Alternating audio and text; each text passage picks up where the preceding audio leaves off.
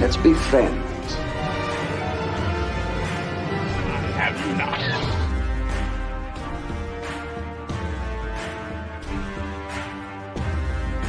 And here we go.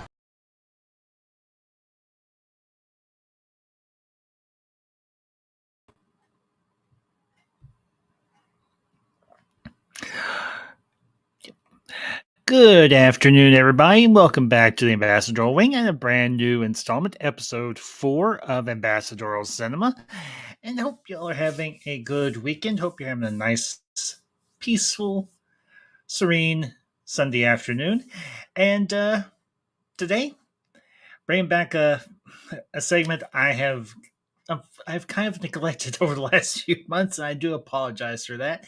But today we are back with another episode of Ambassadorial Cinema, and today, with this being October, the season of the witch, and Halloween just a couple of weeks away, thought I'd bring y'all a brand new Ambassadorial Cinema. And today we're going to be talking about the things that go bump in the night, the maniacs that we that we grew up being either terrified or loving or rooting for, to get those pesky, horny teenagers and just turn them into little mushy bits, and all those other things that go bump in the night or who come from out of our nightmares and scare the ever living crap out of us today. So, and as always, if this is your first visit to the Ambassadorial Wing and Ambassadorial Cinema, I hope you enjoy the stream this afternoon. Make sure you hit that like button and make sure you share the stream out with everyone, whether you're watching this live or you catch it on the replay. And of course, if you do come across this stream and it is your first time to the Ambassadorial Wing, I am glad most definitely that you are here. And if you enjoy this type of content, if you enjoy talking about film and cinema and on the occasion streaming series and so on, this is the channel, this is the place, this is the community for you. So, but we don't stand on a whole lot of ceremony and everything. I don't do long, prolonged intros where I drone on for minutes on end. We get right into things. So, and with this being an Ambassadorial Cinema stream, I have, of course, put the link in the chat. So if you're watching on YouTube or anything, by all means, hit that link and come on in and let's talk horror movies. Let's talk supernatural thrillers. Let's talk slasher movies. Let's talk whatever Halloweenish, ghoulish, terrifying film that you love. And of course, I being your host, you my guest, I'll kick things off, obviously. So, but Halloween, we all love it for one reason or another, whether it's the mountains of chocolate that we got as kids, whether it's the fun of making our costumes or picking out the perfect costume or whatever the case may be, or maybe it's decorating our houses, building haunted houses or whatever the case, or even participating in haunted houses in our community. There is something about Halloween that we all love.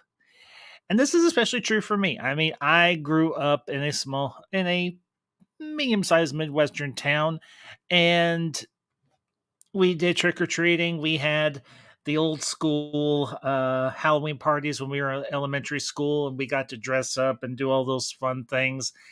We had the room mothers who would bring us all those yummy, delicious, fattening treats when we were kids. And okay, I will share, to kick this off, I will share a personal story from my childhood. I was in, I believe, second grade, and Mother Ambassador, being the awesome mother that she was, her and a lot of my other friends, their mothers would make all sorts of snacks and cupcakes and cookies and all sorts of things, and bring sodas and candy and everything, and have activities planned for us. And they too, the mothers and everything, would dress up for our Halloween parties. And this one year in particular, I had a I had a really goofy moment. And as the mothers were passing out our first round of treats and getting us ready for the party, I looked at one of the moms. I was like, do I know you? And the lady said, yes, honey, I'm your mom. I'm like, I didn't recognize her. She was made up so good that I did not recognize my own mom. And I was like, oh, okay. Hi, mom. No, I don't want to do it right now. I'll restart it later. Computers. You love them, and sometimes they ask you some really annoying questions like, "Do you want to restart your computer now?" No, I don't want to restart my computer right now. I will restart it later. And okay, let there we go. That's better. Yeah, and Halloween changes.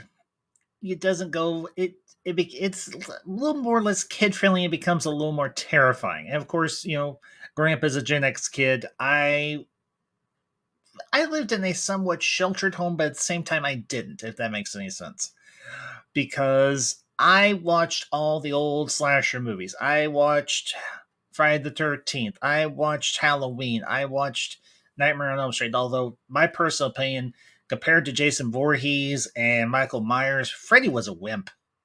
Freddy was an absolute wimp.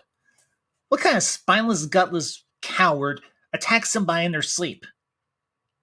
Oh, yeah. Oh, I'm just going to attack people in their sleep because I'm a giant wimp. I'm using nicer language than I normally would. If you have a strong enough will and you have a strong enough imagination, you can absolutely kick the ever loving crap out of Freddy Krueger. Whereas with Jason Voorhees and Michael Myers, you better you better hope that you're like a cross country athlete that you can run faster than they can catch you, or you have to have more brain cells than these damn teenagers were or did in these all these Friday the 13th and Halloween movies. Oh, I got an idea. Let's go to Camp Crystal Lake where there's the legend of the homicidal killer that wears a hockey mask and you can't kill him and you practically just have to survive him. Or, oh yeah, I got an idea. Let's go to Haddonfield, Illinois. That's a brilliant idea. And let's go to the Myers house. Yeah, that's a really, really good idea. Oh, yeah, I heard there's a story that there was a kid who murdered his whole family. And he wears a mask that looks like Captain Kirk from Star Trek. And he takes a giant butcher knife or wherever it's handy, and he just goes stabby, stabby, stab, stab, stab. But anyway, I of course also grew up watching all the old black and white Universal movie monsters, Dracula and the Mummy and the Wolfman and the Invisible Man and the Creature from the Black Lagoon. I watched all of those and I loved them. I did. I absolutely positively loved those movies. I still have them. I still watch them yearly. But, getting it a little more current, going into like the 90s, one of my favorite, and this movie didn't even come out during Halloween, was a little film came out in 1997, which was actually the year I graduated from high school, and it starred Tom Sizemore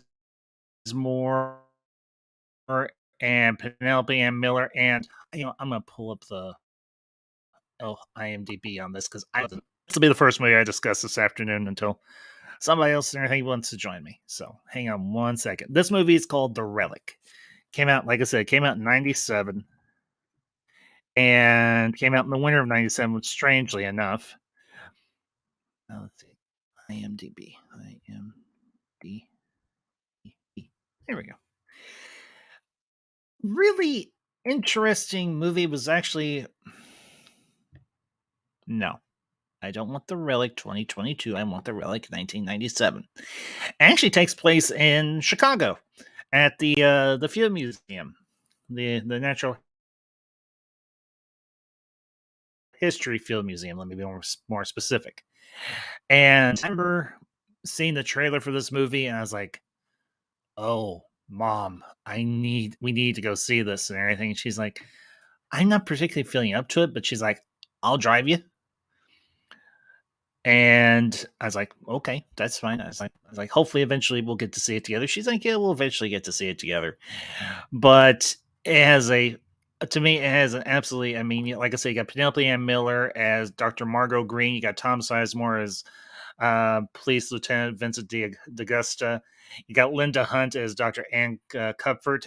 She's the curator of the Natural History Museum in the movie. And you have, I think, honestly, one of my favorite like character actors. He's not real well known, but he was a really great actor in his time. Played Dr. Albert Frock. Was played by James Whitmore. I don't actually want to look up his IMDb beans. I've got him right here, but this is an older actor. He played this really quirky anthropologist or anything. He was unfortunately yeah, he died. Darn it, he passed away in '09. Great actor. I mean, really quirky, funny guy. Let's see. What were some of his roles besides this? That's right. He was in the Shawshank Redemption. Dang, he acted in 160 movies. That's impressive. Oh, wait a minute. Didn't want to do that. Um,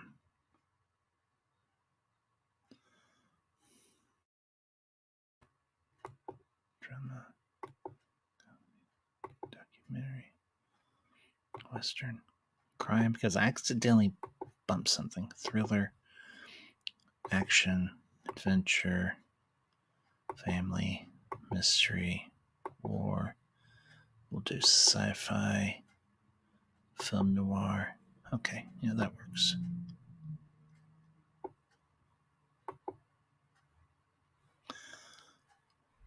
But yeah, great.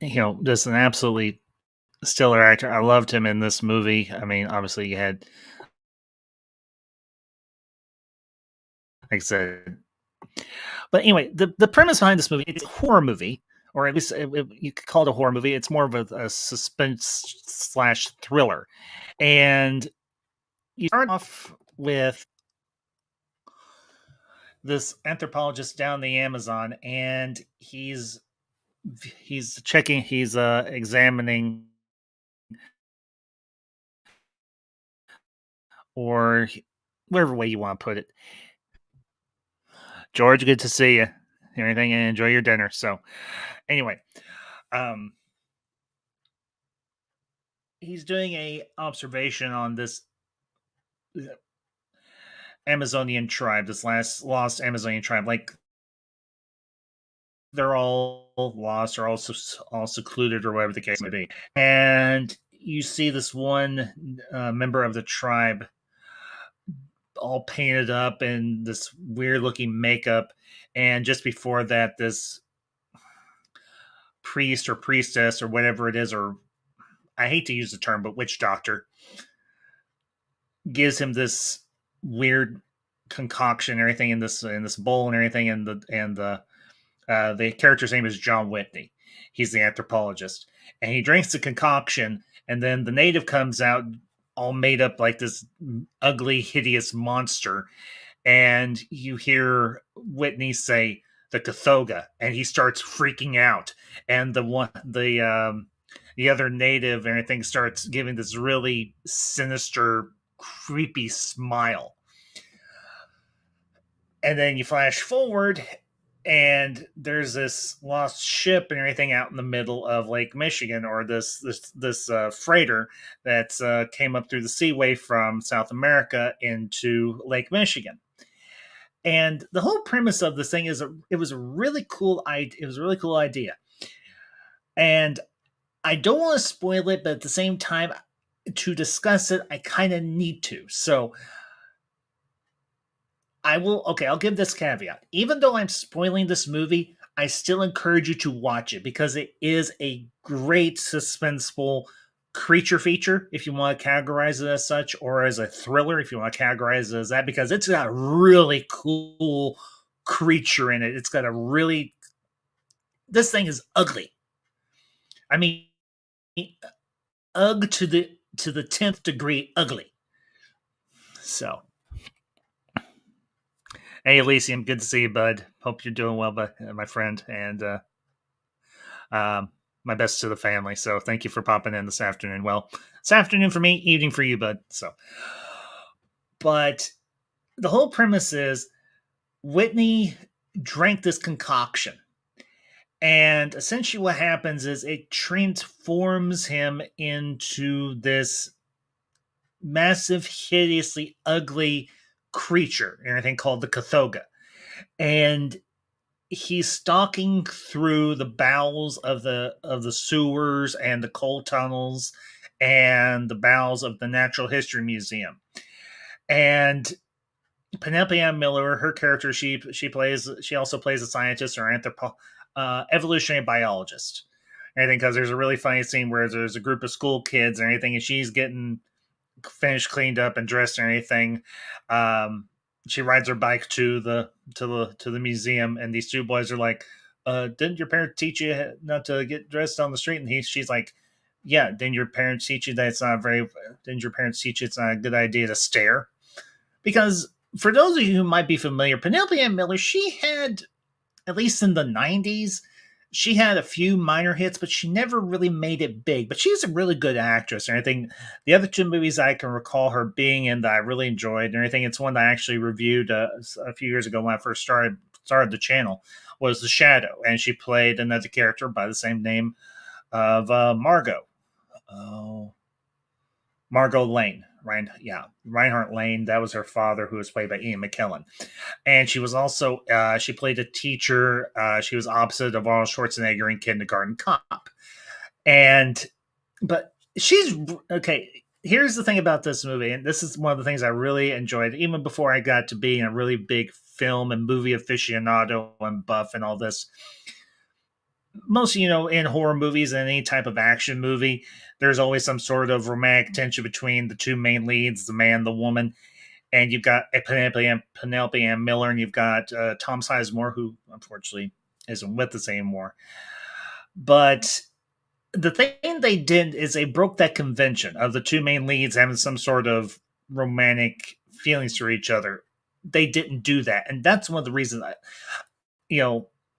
it's the suspense, it's the creature, it's the actors, it's the characters. It was well written. It was well put together. It was a really awesome movie, and I want to talk a little more about it, but I cannot encourage you more to, if you can find a copy of it, get it. If you can find it on digital, rent it. Either way, check out The Relic. It's honestly one of my top, I'd say it's at least in my top 20 favorite horror movies. So, but there's some really great sequences. There's some really, like I said, good performances. Linda Hunt and everything. If you're not familiar with her, if you've ever watched, I think it's NCIS Los Angeles, she actually plays Hetty and everything. And she was she was actually also in, I just remembered this. She was also in Kindergarten Cop. She played the principal. And there's several memorable scenes with her, but there's one scene in particular between her and Arnold Schwarzenegger. And it's right after Schwarzenegger's character, John Kimball. He finds out one of his students is being abused by his father, and he hauls off and belts the father and everything. And then he's like, I'd hit you more, but it's just not worth it. He's like, I'm going to report you to the authorities. And Linda Hunt's character comes out, and she looks at him, and she's very displeased, but at the same time, she's like, she calls him into her office, and she's like, you have done some very unorthodox things, but they've worked. She's like, I don't know what kind of police officer you are, but you're a good teacher. And she's like, one more thing before you go. And she's like, I want you to tell me the truth. Don't lie. She's like, how did it feel to hit that SOB? And Schwarzenegger's character, Kimball, says, it felt great. And she's like, okay. She's like, well, see you tomorrow. And he's like, okay, see you tomorrow. And then you see her just go bam into the air like she's punching the father. But she plays this really spunky and feisty and really down to earth, well grounded character, Dr. Comfort. And she's she doesn't necessarily play favorites, but there's this other anthropologist or evolutionary biologist by the name of thank you IMDb, Dr. Greg Lee, played by Choi Mew. I'm gonna butcher this guy's name. I'm gonna try not to. I'm gonna try and do it right. Chi Mew Lo, who plays Dr. Greg Lee, and this guy is kind of slimy, kind of sleazy. He's also an anthropologist. Anything there at the museum. Sorry, blank for a second. And there's this rivalry for this grant or anything put out that's funded by this very prominent family in Chicago, who's apparently really good friends with the mayor. Probably helped fund his campaign or whatever the case may be. And there's actually this really cool scene where DeAugusta, Vincent, Tom Sizemore's character, he's trying to find Margot to ask her some further questions, and she's practicing this speech for the Blaisdells, and she just stops and says, "Please just give me the damn money." And here's the other thing. This is like I said, this came out in '97, so the prosthetic and the practical effects for this movie are actually really good. Even the creature effects for the Cathoga, anything both they did CGI this a little, but there's also some really good practical effects as well, and they really hold up. I mean, this thing is slimy and scaly and massive, and just there's like 2 or 3 scenes where you literally see it decapitate a person. And for most people, I can imagine this would be rather unsettling. But for me, growing up the way I did, I was like, ooh, damn, that's accurate. But this is one of those movies that you should experience. You really should. Like I said, I don't want to spoil too much. And hopefully I've piqued your interest more than anything, whether you're watching this live or you catch it later on replay. But I really would encourage you, check out The Relic. It is a wonderfully, I don't want to say campy movie because it's not campy. It was really well written. The premise is a bit outlandish, but at the same time, it's got enough roots in reality that it plausibly could happen. This plausibly could happen. We could hear a report from either the Natural History Museum in Chicago or another museum somewhere else in the world, or another one here in the United States where this massive creature has gone on a rampage and everything. But hopefully that never happens, because this thing is it's as deadly as it is ugly. I mean, this thing is ugly, and I don't want to spoil it. I don't want to show an image of it. I want you all to check out the movie and get a look at this thing for yourself, because it doesn't have a whole lot of screen time. They only show bits and pieces of it, and you only see it in full body maybe 2 or 3 times at most, and it's always in shadow or in darkness, and that's what makes it really terrifying. So, but kind of moving on from The Relic, as I've mentioned, I grew up watching the old Universal monster movies, as I imagine most people have, except for maybe those who aren't familiar with them. And, that's cool.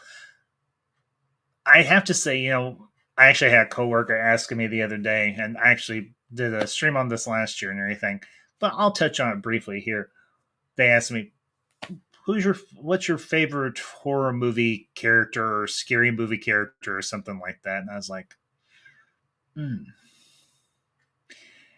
the answer I gave them it wasn't a truthful answer. It was a very truthful, honest answer, because, well, I give honest answers. But the answer I gave was Dracula. And as I said, last year I did a stream discussing 2 different versions of Dracula, being the classic Bela Lugosi, and of course the 1990s version with directed by Francis Ford Coppola, um, starring Gary Oldman and Keanu Reeves and Anthony Hopkins and oh, for heaven's sakes, Winona Ryder. Dracula is one of those characters that is seemingly, in terms of his cinematic presence, is just as immortal as the character himself is, unless you run a stake through his heart. But there's another character that really ranks up there for me in terms of the classic Universal monsters or characters, and this is one that y'all might be a little bit surprised, or maybe you won't. And I was actually involved in a production in college or anything of no, that was Jekyll and Hyde. No, but it was written by the same author, Robert Louis Stevenson. No, it wasn't Robert Louis Stevenson. It was actually H.G. Wells. I'm getting my wires crossed. Sorry about that. And it was, of course, The Invisible Man. And the original Invisible Man, I know they've done several different sequels and different adaptations and so on. I am, there's another more modern version I think came out in the late 90s or early 2000s, starring Kevin Bacon, called Hollow Man, starring Elizabeth Shue and Kevin Bacon. I know there were some other people in it, but I can't recall who. But the Invisible Man is one of those characters, especially the original black and white version, with one of my personal favorite old school actors, and that's, of course, Claude Rains. And this was a guy, he had a very good career, very solid career, and a British actor. I think grew up in the. I think he was born in the late 1800s or early 1900s. Let me look him up, because he deserves that. He was that a good actor. His most prominent role besides The Invisible Man, of course, would be Louis from Claude. There you are, my friend. Would be, of course, the detective from Casablanca. Here he is. Here he is. All right. Let's pop this old boy up, because he deserves this. He does his performance as the Invisible Man, as I can't remember the name of the character offhand.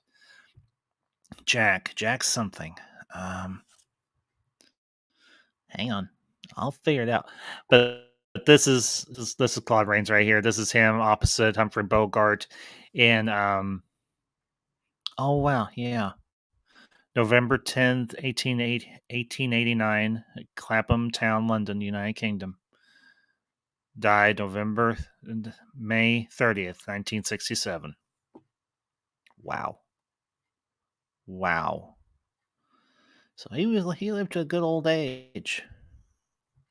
But very handsome, very talented, just absolutely wonderful movie. Yeah. The Invisible Man, he was also in another one. This is a different adaptation of the story, but The Phantom of the Opera.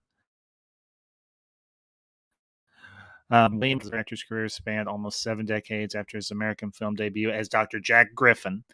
And I knew the first name was Jack, but I couldn't remember the last name. Jack Griffin, the Invisible Man. I almost forgot about this. He also appeared in The Adventures of Robin Hood opposite of Olivia de Havilland and, of course, Errol Flynn, obviously. Let's see. Wow. Buried in Red Hill Cemetery, Miltonboro, New Hampshire. Wow. Oh, he was also in The Wolfman. Who did he play in The Wolfman? I don't remember him in that. Was also in The Lost World. It was in Caesar and Cleopatra, 1945. Wow. Only seen like 2 or 3 of his movies, and he's done so many.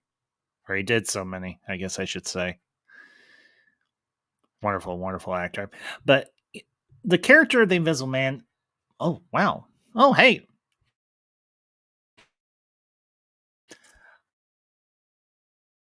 Sorry, bud. I did see you there.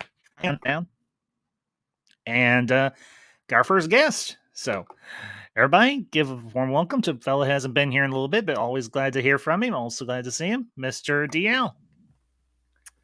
Hey, Hey, how's it buddy, how going? you doing? Doing I'm okay. good. How you How are you? doing? Just talking about the Invisible Man. So, um, how you been? I've been good, man. Been good. Uh, yeah, not too much going on with me nowadays.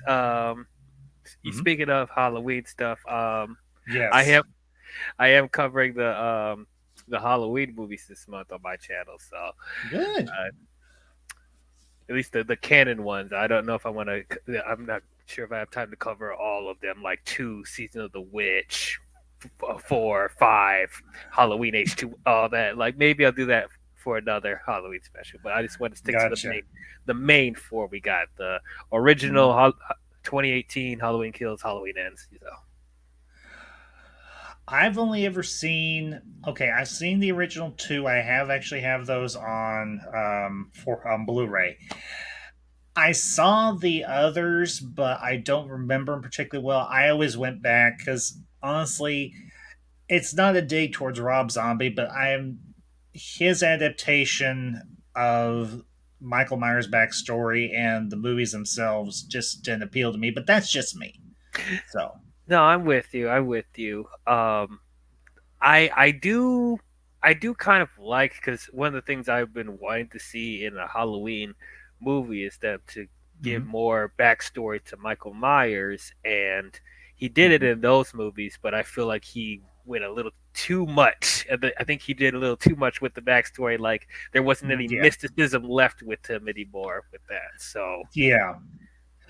Well, that and for me, they kept the design of the mask fairly similar from the original mask, which I don't know if you knew this or not, was essentially just an unpainted William Shatner or Captain Kirk mask that they frayed out the hair.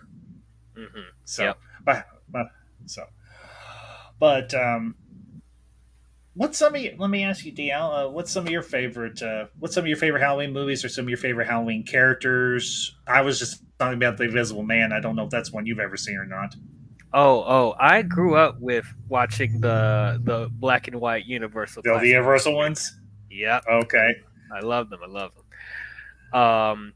Probably my favorites are Frankenstein, Mm. Wolfman, and actually no, actually no, it was Frankenstein, Creature from the Black Lagoon, and the Invisible Man. Those are like my top I three. was actually just talking about the Invisible Man, the original with Claude Rains. hmm Yeah, So really enjoyed amazing how those. many movies that actually. This was the movie that actually really got his career going.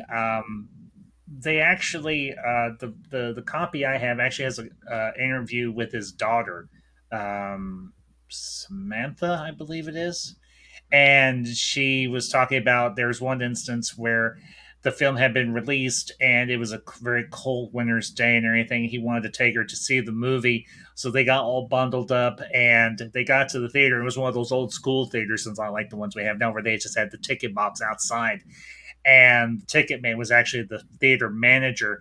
And he said 2 tickets please, and the theater director's face, or the theater owner's face, just lit up. He's like, oh, Mr. Rains. He's like, no, I can't possibly ask you to pay for these tickets. And Rains was like, no, I have to. And he's like, no, but I can't. He's like, it went back and forth. And eventually the theater owner relented. He's like, okay, fine. And during the whole time when they were watching the movie, Claude was talking to his daughter, telling him how they did all these different effects and everything. And I don't know if you know this, I, for the longest time, always wondered how they did the special effects, because you have to remember, this was done in the 1930s during the Depression, and they didn't have all the technology that we have now. They use a lot of camera tricks and camera techniques to give the impression or the illusion of the invisibility for the Invisible Man. So, Uh huh. were you aware of any of? Did you know? Have you done any research on that? I haven't done too much research. I probably should Okay. though. It's been a Well, I minute can since I sure. revisited them. One of the things they did is they actually they would it's kind of similar to what they do nowadays. They would shoot different plates or whatever, or different backgrounds, and Oh. then they would fill it in. But what they did with Reigns himself is they would have it like a black background behind the wherever they were shooting, and then they'd have him wrapped in black velvet. And I think it was a material that was comfortable enough for him that he could still breathe and move and everything, and they would still have him dressed in his costume or his clothes and everything. Like, one of the scenes where he goes down to just his dress shirt and he's jumping around and laughing and scaring the crap out of all the townsfolk. And that's how they did that's how they did it for that effect specifically. Very low tech, but it worked. That was the crazy thing. Yeah. And it really showed you the ingenuity that the lengths that they had to go to. Because nowadays, okay, I know, are you aware that they did, it's sort of a remake but not exactly a remake of the Invisible Man? It's called Hollow Man with Kevin Bacon. Did you I've ever hear of that one? never seen that one though. I have. Obviously, they did a lot of CG. They used CGI to make Kevin Bacon's character. It's a similar concept from the Invisible Man. That's a similar premise and everything, but it's not exactly, well, H.G. Wells wrote the original novel, which is what the movies and everything are sort of based on in terms of the character being invisible. But they actually used a different story for it was another different short story called The Invisible Killer, or the Invisible something or other. It was a person that had become invisible, and he was going on a series of murders essentially. Mm-hmm. So But yeah, that goes to show, like, for not just the Invisible Man, but the other Universal monsters, like they are shot really, really well for its time, like very well. the interesting thing for me was always, especially now that I've got this collection or anything, with all the only one I don't have is the Creature from the Black Lagoon. I need to get that one because I'm like you. I love the Creature from the Black Lagoon as well. He Mm-hmm. is it's They actually did two sequels, and unfortunately in the end I think the creature ends up dying, which Didn't they is do sad. a third? Did they do a third one where like they turned him into like more of a humanoid, and he was on land, but and when he tried to swim, he couldn't swim anymore. I forgot what that one was called. Oh, the creature walks Yeah, among and us. that's I actually think did that's two more. yeah. I think that is the third one. Yeah, I think that is the third one, and they do kind of work on him or something, trying to make him less amphibian and more humanoid and everything, or air breathing. And it's kind of a tragic story because you think about it, the creature was just protecting his home. He wasn't Mm-hmm. malevolent. He wasn't evil. He wasn't.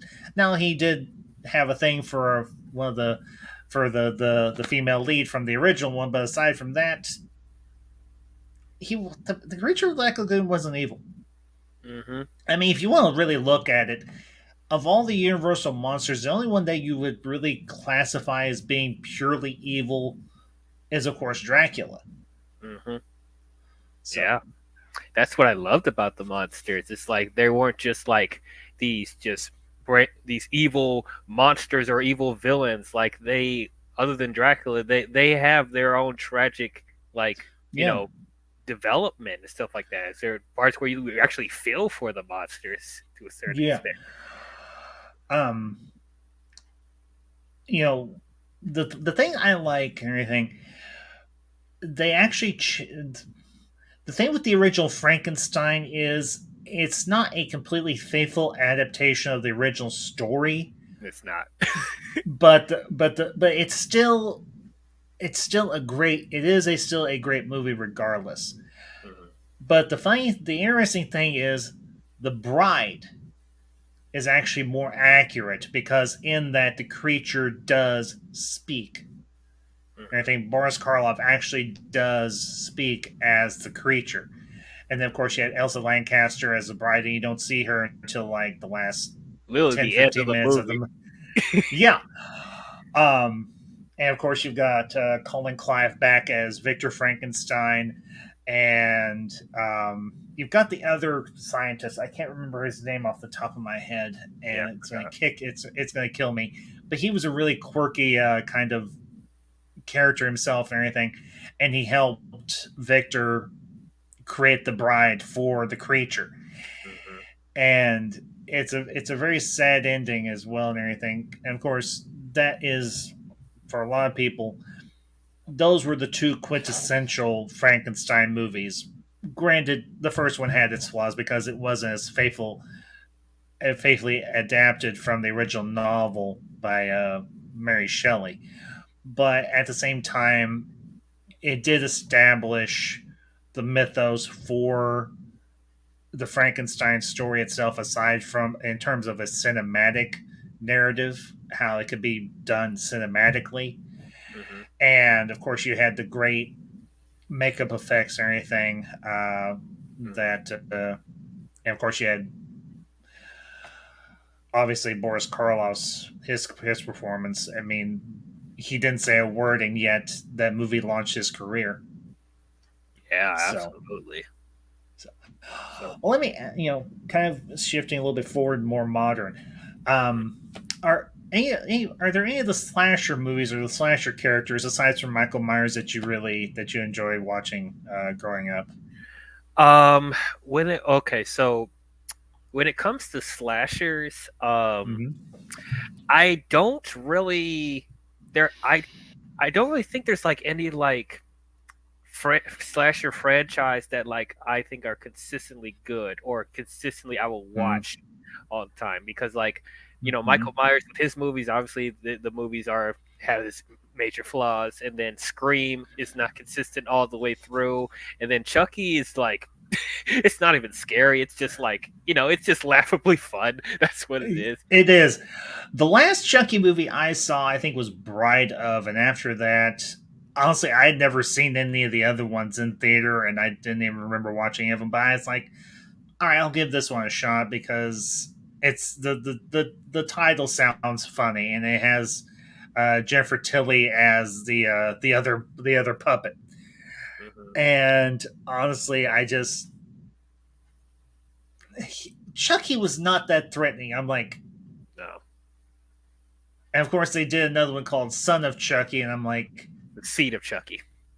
oh, Seed of Chucky. That was right. Seed of Chucky. And I'm Yeah. thinking, okay, this is just getting preposterous. For me, growing up, I always gravitate more towards Jason. And here's the reason I why. was about to say Jason. Yeah. Yeah. He, okay, let me, not so much he, but they came up with some of the most creative and at the same time gruesome methods of dismemberment and killing people that I have ever seen on film. Yeah. I mean, he used practically everything. hmm If they could have given him a kitchen sink to kill somebody with, he probably would have done it. hmm Although I will say one of the most creative. It wasn't just a solely Jason movie; it was Freddy versus Jason. Oh Yes, I yeah. did go see. I did go see that in theater. Death by bed. He What? actually, yeah, yeah, you know exactly what I'm talking about. Yep. He literally killed a person with a bed while they were in bed. He basically made a human sandwich. Oh my gosh. Like yeah, that was gnarly. That was so crazy. Like Jason and like I even put Freddy in there too. They definitely have some of the most creative deaths I've seen in a horror film. Like there's just some stuff that just really stick with you like that. Yeah, one of okay. I never cared for Freddy because I always thought he was kind of a wimp, and obviously this movie proved that point because you pull him out of the nightmare realm, and he doesn't stand a ghost. He doesn't stand a chance in hell. Yeah, he's durable, but all he's got is his glove and his ugly ass face. Jason's got Jason's a tank. Yeah. Jason's a tank, and Freddy's like a hybrid. Yeah. I was like, what is Freddy? I No, know no, it's better, better. Jason is a tank. Freddy is a Prius. there you go. There you go. And somewhere Robert Englund's going, Did they just call my car a Prius? Or call my character a Prius? Oh my god, yeah. But yeah, definitely that movie exposed like how, Freddy's weaknesses, because like first of all, Jason's already dead, he's a zombie. So it's like what are you doing Mm-hmm. against him already? And it's like the only way you actually kill people is if you have put them to sleep. And it's like what do you do in the real world? Exactly right. It's like he, he can't really do that much. I mean, he can fight a little bit, but like as far as durability and strength, like Jason has his number like instantly. So I think the okay. I think the only Freddy would have been doomed because if they had done Freddy versus Jason versus Michael Myers and they had Michael and Jason team up, Freddy'd be like, "I'm out of here. Somebody call well, me a cab." yeah, it's over. Forget about it. Forget about it. What is Yeah, Michael? because you What is Michael afraid of? What is Michael afraid of? First of all, well, okay. There is a scene in Freddy versus Jason where they are in the dream world, and Freddy exposes that Jason's afraid of water. He's afraid of drowning because that's actually how he died. hmm But even after that, once they get him out of the nightmare world, he's launching like pressurized air tanks at him, and that's doing nothing. mandatory He's dose. he's and Jason is just picking him up and dragging him through burning buildings, smashing his face, his body, his whole everything. And yeah, Freddy's withstanding it for a while, but eventually Jason takes off his arms and then just rips his freaking head off. hmm And yeah, I know everybody's like, "Well, Freddy technically won because his head's still alive." I'm like, "No, he didn't win. He's stuck in Jason's world now. He's Uh-huh. stuck there forever. Yeah, it's like He's done." uh-huh. I mean, yeah, I guess like that was a big cop out, by the way. Of course, they had to do that so they could appease the Freddy fans. But it's like, yeah, he's still alive at the end, but he definitely lost that fight. He lost. He got his ass handed to him. Yep. I mean, he literally got his own gloved hand shoved through his body. He's a Freddy kebab now. hmm Yep. So Exactly that.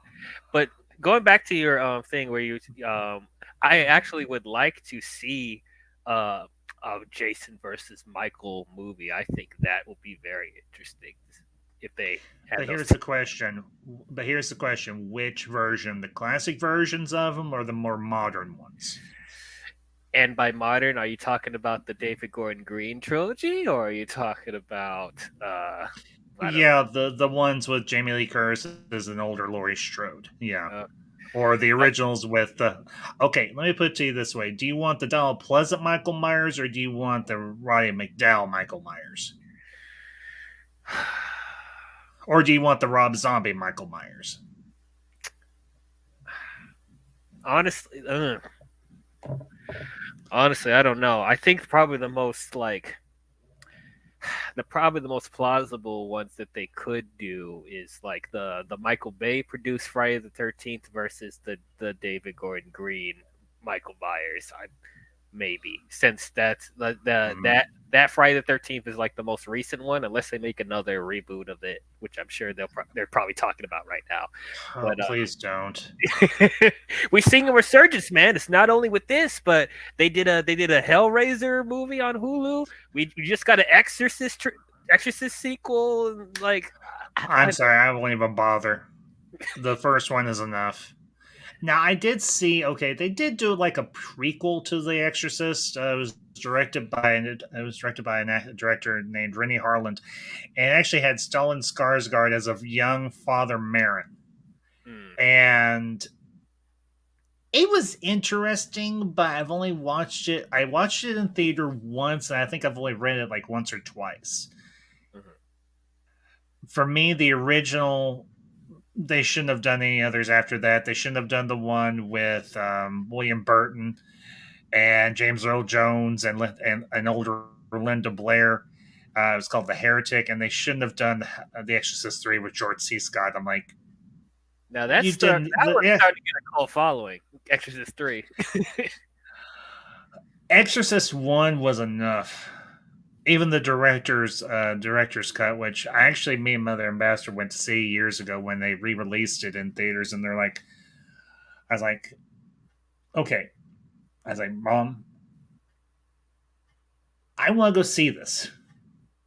I was like, I know we've watched it, but this is a different version. It's got more footage in it and everything. And I was like, I want to go see this. She's like, okay, we'll go see it. It is one of the few times I ever walked out of a movie theater legitimately just like shaken. I'm like, okay, that was a little more than I expected because you had the one scene where it was after Reagan became possessed and oh, George is here. Oh, All right, hang on cool. one sec. Okay, hang on one second, DL. Mm-hmm. Hey, George. What's up, guys? What's up? Hey, buddy. How you doing? I'm doing good. Happy Sunday, and So, we're halfway through Halloween season. Already. It went by too quickly. yeah, that is true. Yes. Anyway, I'll let you have your I'll let you have your say here in just a minute, George. I just want to finish this story real quick. We walked out of the Exorcist director's cut and everything, went to see it in theater, and I was spooked, and I don't get spooked because this I had seen the original version, obviously, and yeah, that one kind of spooked me. I'm not gonna lie to y'all and say it didn't, because it did. But there's a scene and everything that's really, really creepy. And it's actually after Reagan had become possessed, and the mother and their aide, or whatever you want to call her, and everything, or their assistant, had just come back from, I think, seeing Father Karras or one or something like that, the other priest that helped Father Marin, and they hear this absolutely horrific like screaming or screech or something, and they see Reagan coming down, walking backwards on, okay, her arms and legs are contorted to her back, and she's almost doing like a really creepy like crab walk and everything, but it's lengthwise, and she comes down to the bottom of the staircase, and she screams at him, and blood comes out of her mouth, just like spitting it or vomiting it, just oozing out of her mouth, and it just stops right there. I'm like, Mm-hmm. okay, that was It's very creepy. It's very creepy, but I love that shot. It just comes out of nowhere. it does. It really does. So, and I know that the movie's obviously it's dated. I'm not gonna lie, but even to this day, the makeup work they did on Linda Blair was incredible. And I don't know if y'all knew this, and you might have. They didn't actually. They did have Reagan speak her lines with the other actors after or Linda Blair speak her lines after the character had become possessed, but they actually dubbed in a different voice. I can't remember who the name of the actress is that did the voice, but it was actually a different actor or actress that did the lines when Reagan of possessed Reagan. Mm-hmm. So, anyways, George, this kind of open floor and everything, kind of open topic. So, um, you either go off from what I just was discussing with The Exorcist, or what's one of your favorite horror movies or horror characters, or one of those things that either gives you the chills. Well, first I want to add, I actually just recently rewatched The Exorcist a month ago. Oh, So did like, you? 'cause I Okay. watched it for the first time in college. So I was a little Mm-hmm. late getting into the horror game, and I was actually talking to one Mm-hmm. of my friends saying how like Nightmare on Elm Street, the original, was basically my introduction in high school because I always was Mm-hmm. fascinated by spooky stuff, but like I was kind of Mm-hmm. tame with it because I was always nervous about seeing blood and gore, even though I knew it was fake on the big screen. I mean, I've seen rated R Yeah. movies before that, but I never saw like Mm-hmm. something like A Nightmare on Elm Street or The Exorcist before. So I had a movie club back in high school, and as long as we got our permission slip signed, which I did, we can watch A Nightmare on Elm Street for Halloween, and we did. And as freaky as it was the first time, I couldn't help but fall in love with it. because and it was like my introduction not just to horror but to the slasher genre, which became my favorite in the horror genre. You know, I always got to Mhm. rewatch at least once a year Nightmare on Elm Street, Halloween, Scream. It's just a genre that I've always loved. And when I saw The Exorcist after I had watched all those, it was kind of like a different kind of feel. I mean, I saw The Conjuring, James Wan's Conjuring before that, but The Conjuring was kind of tame compared to The Exorcist. Oh If you're yeah. going to compare the two, like The Conjuring is a great movie, Oh yeah. but The Exorcist, like when like Reagan was getting possessed and just like the things she's saying to the priest, like the vomit that's coming out, and I'm just Mhm. like, good lord, like this is like very extreme compared to what I'm used to, and like yeah, the deaths aren't as bloody as like a Nightmare on Elm Street or Scream, but still, it's like this is more frightening to me than a guy running around with knives for hands or a knife. It's like Yeah, because psychological horror. yeah, well, and the other thing is, and I don't know how you all lean theologically or religiously or anything, but there are documented cases, maybe not, they may not be as extreme as they are depicted in these movies, but there are, and I do believe this to be true, actual cases of demonic possession. So, but Well, the story with The Conjuring, wasn't that based on like true events or like similar Yeah, events that happened? So it might have been. I'm not yeah. saying it wasn't, but it might have been. because like I So, know like the two characters that they have come in. I got to rewatch The Conjuring again to like remember. But I know mhm, like Patrick Wilson's character and his mhm. wife Vera Farmiga's character. I think those were actually real people in real life that used to solve stuff like that. And Yeah, they were I, real And they might paranormal be, and they very well yeah, might be. and I So mean, they very. I'm personally a Catholic. I'm not saying that affects how I view these movies, but like I just find it like Mhm. fascinating because like I never learned that the Catholic Church was involved in that kind of stuff. Like as far as Yeah, like helping with exorcisms, like we were never taught that in like Sunday school or like you wouldn't at have been. church. Yeah, so like I always was kind of curious when I found out like this movie's based on true events and like there were some circumstances the church got involved. I was like, oh wow, I've never heard of this before. And I know obviously my parents would never tell me because they would think I would get freaked out. Yeah. Well, the thing is, it's not something that the Catholic Church is necessarily ashamed of. It's just something that they don't openly discuss, per se.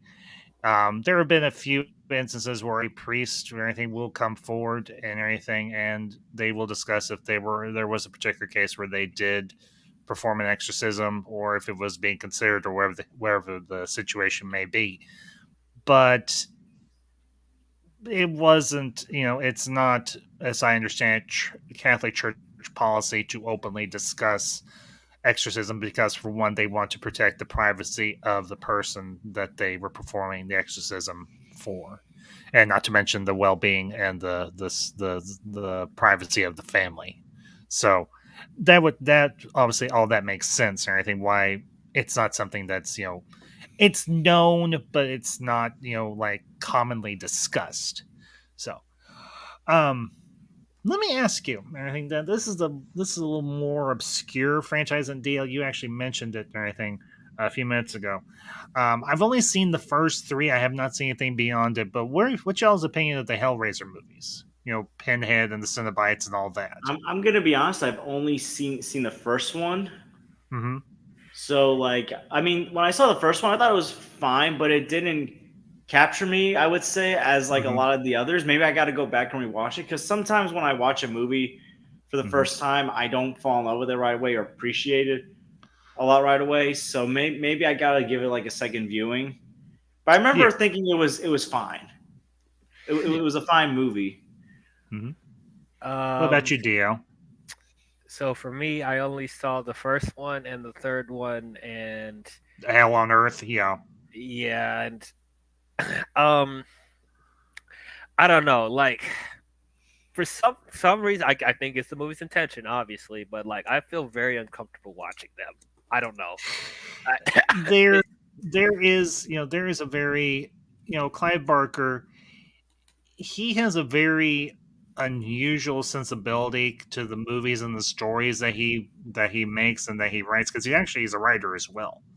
Hmm. And as I understand it, he's done some comics that are also based in the Hellraiser universe. I can understand the kind of uneasiness because it does deal with a very dark version of the supernatural and the afterlife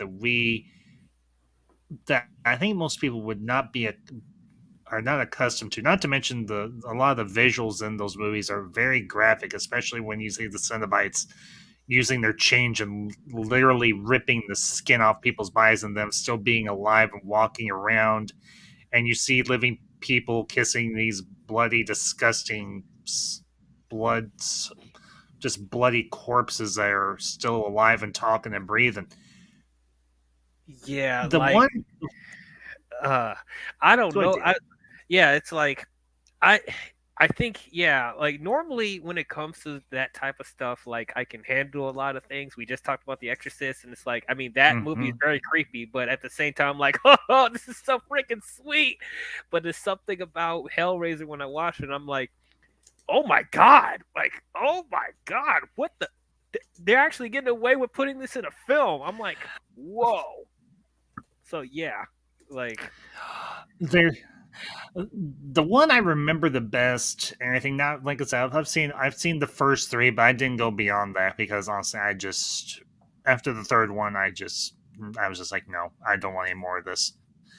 Is the second one where the doctor in the psychiatric hospital is performing all these weird experiments trying to actually get to the Cenobite realm or whatever you want to call it, and he actually gets turned into a Cenobite himself, and he actually depowers Pinhead and the other ones and everything, the Chatterer and the woman and the fat one and everything. I can't remember their actual terms except for the Chatterer and Pinhead himself, mhm. but it takes a weird turn because you actually see the other Cenobites. They get their powers back, and they go after the doctor. And I think it's Christy is the girl's name who actually found the cube, the puzzle box, and everything. I know there's um, a name for it, but I can't recall it off the top of my head. But they actually just they actually end up killing the doctor. Well, not killing him, but depowering him and reverting him back to human form, and he gets taken down into the labyrinth. Essentially, it's where they live, and then Christy and the other girl and everything they escape, and you don't see them again.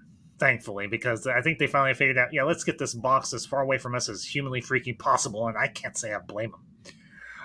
Yeah. So, I I feel like with the Hellraiser movies, it's like mm, I feel like it's really hard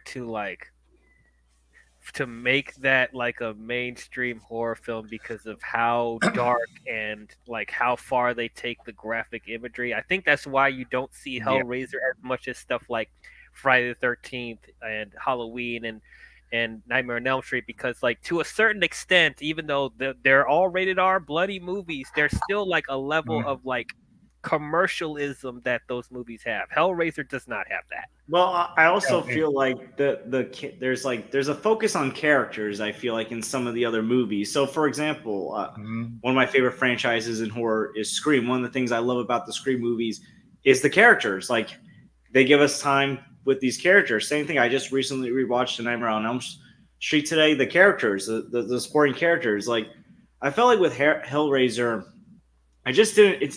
I'm not saying the characters were bad, but it just felt like I couldn't relate to them, or I just didn't care enough about them compared to how I was feeling. Like for example, when like in the first Scream movie, when like characters are getting like killed off left and right, I'm like feeling bad. But in Scream 2, which I recently did a review on, when Randy got killed, I yeah, was that's just great. because I was Randy basically back in the day, and I was just like I no. wasn't, but I knew.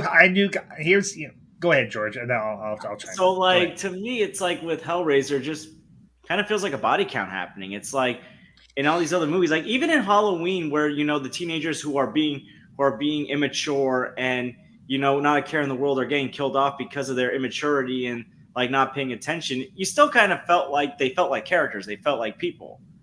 Mm-hmm. You are right Yeah, about that. I don't care about I didn't really care about the characters in Hellraiser either. There's some of them that are actually like a-holes, and I'm like, I'm waiting for them to die. yeah. There's that's the other thing.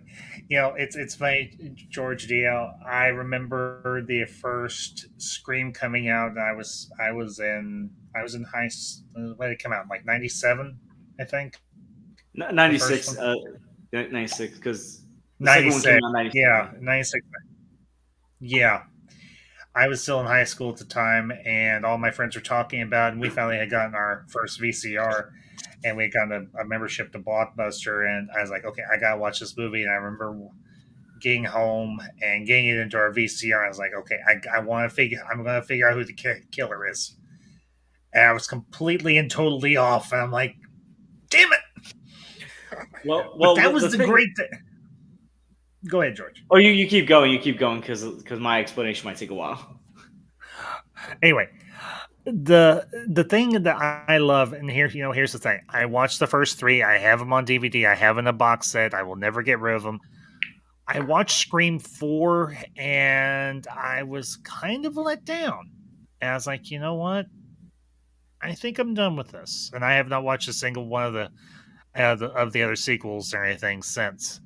And it's not that I dislike them. It's just like the first three told a good, cohesive story, and in the end, Sydney and all of them, minus Randy, survived. So, I will say of the three, 2 is my favorite, but I love all three of them. But I think my favorite reveal has to be in 2. It's not Timothy Oliphant's character; it's Billy's mother, because it's played by Laurie Metcalf, who was Aunt Jackie on Roseanne, and Sydney and Gail's reaction, and she's like, this is after a lot of work and a lot of pounds being lost, or something to that effect.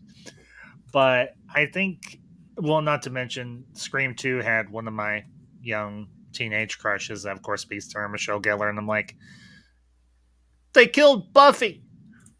How could you kill Buffy? She's Buffy. She's a freaking Slayer. Slayers can die, but they don't go out like this. I was like, they killed my crush. They killed my young my high school teenage crush. They killed SMG. I'm like, you dirty dogs. So It's funny you say that about Scream 4, because for me, like, after Scream 3, I was almost done with the franchise. I was like, okay, what can we? It seemed very repetitive, and the reveals start to get more silly. But surprisingly enough, Scream 4 I actually did like. I was like, oh, that wasn't bad. And then Scream 5 came out, and I was like, I think you should. I think you actually should sit down and watch 5 and 6. I think you'll enjoy those, especially 5. Because 5, I was like, wow, that was the best Scream sequel since the original. At least I definitely think he'll like 5. Yeah. 6, maybe. I don't know, because obviously Neve Campbell's not in it. But I think the new characters still did a good job of carrying that movie. I actually think the movie didn't even need Gail Weathers in it. Yeah. I will. I will say this of the original 3. You see the characters age, you see them evolve, you see them grow up, you see them mature, you grow up with them, except for Randy, because unfortunately he gets killed in Scream 2. I'm like, that was okay. Aside from Sarah Michelle Gellar's character getting killed, that was the other death that really hurt. It wasn't. Don't get me wrong. I felt bad that Sydney's roommate got killed, because I liked her, but when Randy got killed, I was like, you killed my brother from another mother. I hope you die a horrible, screaming, bloody death. And then, of course, they did.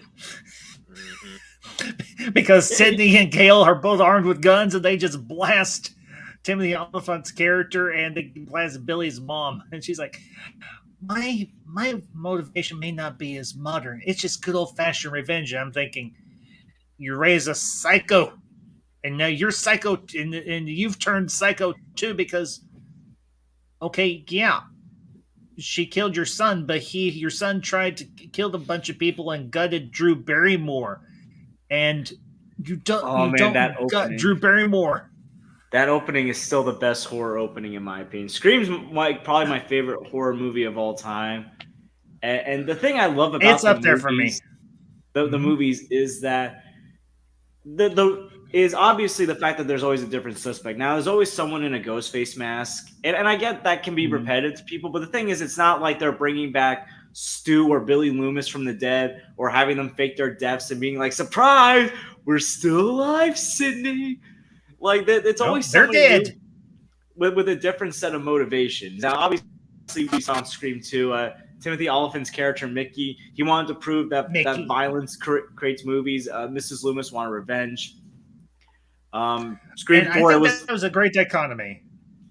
Scream 4. It was Sydney's cousin who wanted to be the star of her own horror movie. So it's like it's always somebody new. It's not like the lineage of Billy Loomis or Stu Macher family just going out for revenge or something. Because as much as I love the original Halloween, and I do like Halloween 2, the one from the 1980s in the hospital. Oh, I love I that one. feel yeah, That's one of my all time favorite sequels. Even though I know um, John Carpenter wasn't on board to do it, he still did it, and it still has his fingerprints all over it. But yeah, those I actually did reviews of both of those back. I think it was like maybe 1 or 2 years ago or anything. If you want to check out my thoughts on those, because I love the first two because it's one of the few times where the sequel literally picks right up after the first movie. yeah. I mean, But literally within minutes. Hmm. So But anyway, like go ahead, George. after the second film, you start bringing Michael Myers back all the time. Now, Halloween 4, I don't hate Halloween 4. It's a guilty pleasure for me. I will admit because Donald Pleasance, he just like Yeah. he's just phenomenal in that role. So it's like him carrying the movie. I'm fine with that. But then when it's like you start like faking it to me the worst one was the H2O Halloween Halloween water. Resurrection thing How dare you? because How look, you can't? I like Halloween. I actually like H2O for the most part. I actually do find enjoyment. But then Halloween Resurrection, when they basically retcon that Okay, death, I that was just mad. I was furious when that I saw that that. I can understand because I never saw Halloween Resurrection, but I did hear about what they did, and I was like, okay, that was a dirty trick. That was an absolute dirty trick. No, And the you had a thing is, perfect conclusion, and they ruined it. So yeah, even though go I ahead. don't care for Halloween season of the witch, at the same time, it was showing that hey, maybe we should try something else about Michael Myers. How much longer can you rely on bringing Michael Myers back from the dead? Yeah. I mean, if you had where like at least with Scream, like at this face, Ghostface is a symbol. He's a symbol for the craziness, and like anyone Mhm. could wear the mask. It's basically like if you made Scooby Doo into a horror movie without Scooby Doo. At this point, I love Scooby Doo and I love a good mystery Mhm. because rewatching Scream 2 yesterday for my review, I'm looking back, I'm like, oh wow, like they make you believe that Cotton Weary could be a suspect because of how Mhm. obsessed he is in confronting Sydney and getting this interview and all Mhm. that. The one thing I kind of wish they did was I wish Mickey got more screen time because what I was seeing before the reveal, I was like, I can buy into this guy. He's giving some Billy Loomis Stu vibes. I would like to see more of that. But then, like Randy Mhm. made the comment saying, if you suspect him, I'm a suspect. So we're gonna leave it at that. Yeah, and I gotta admit, David Arquette. I will not refer to him by his goofier name. I will call him by his proper name. Is Dwight. I know everybody calls him Dewey or Dewdrop, like the one the stunt guy in Scream 3 calls him. Speaking of Scream 3, I have to admit it had I think one of the most in depth reveals, and I think it had one of the most gut wrenching reveals at the same time too, because this was Sydney's half brother who had gone into the film business, but the thing we realize is he's the one that started the whole thing. He's the one that got a hold of Billy and Stu in the first place. And if it had not been for Sydney's half brother, everybody else might have just lived a normal, happy life, relatively speaking. I'm gonna be honest when it comes to Scream 3. It's not my favorite of the Scream movies. It's my least favorite. But compared to most slasher sequels, it's still a lot better than a lot of slasher sequels. I think all the Scream Yeah. sequels, for the most part, are better than most, if not all, slasher sequels. I mean, I'll give you Halloween 2 from the 1980s because I like that one quite a lot. Mm-hmm. But I feel like in comparison, they're a lot better well made, and that could be because Wes Craven directed 4 of them. So keeping Wes Craven on and not Yeah. entrusting someone else. It could also be for the fact that they had the same writer for at least the first 3 movies, Mm-hmm. or like the first couple Wes movies. I Anderson. know, yeah, like I know, like so like I get like why like they were able to keep a good level of consistency. I think even with like the later movies, Scream 4, Scream 5, and Scream 6, from what I've seen, they find a way to at least keep it fresh in its Mm-hmm. own way. And the thing is, when you have a horror franchise and characters start aging out and setting up new characters, I feel like most franchises fail at doing that. I mean, here's the thing: most sequels would have killed off also Dewey and Gale if this was another franchise, not just Randy in the second film, but they kept those characters alive for many Mm-hmm. years, which I think was a smart move because most of the time they're gonna get killed off in the first like 10 minutes.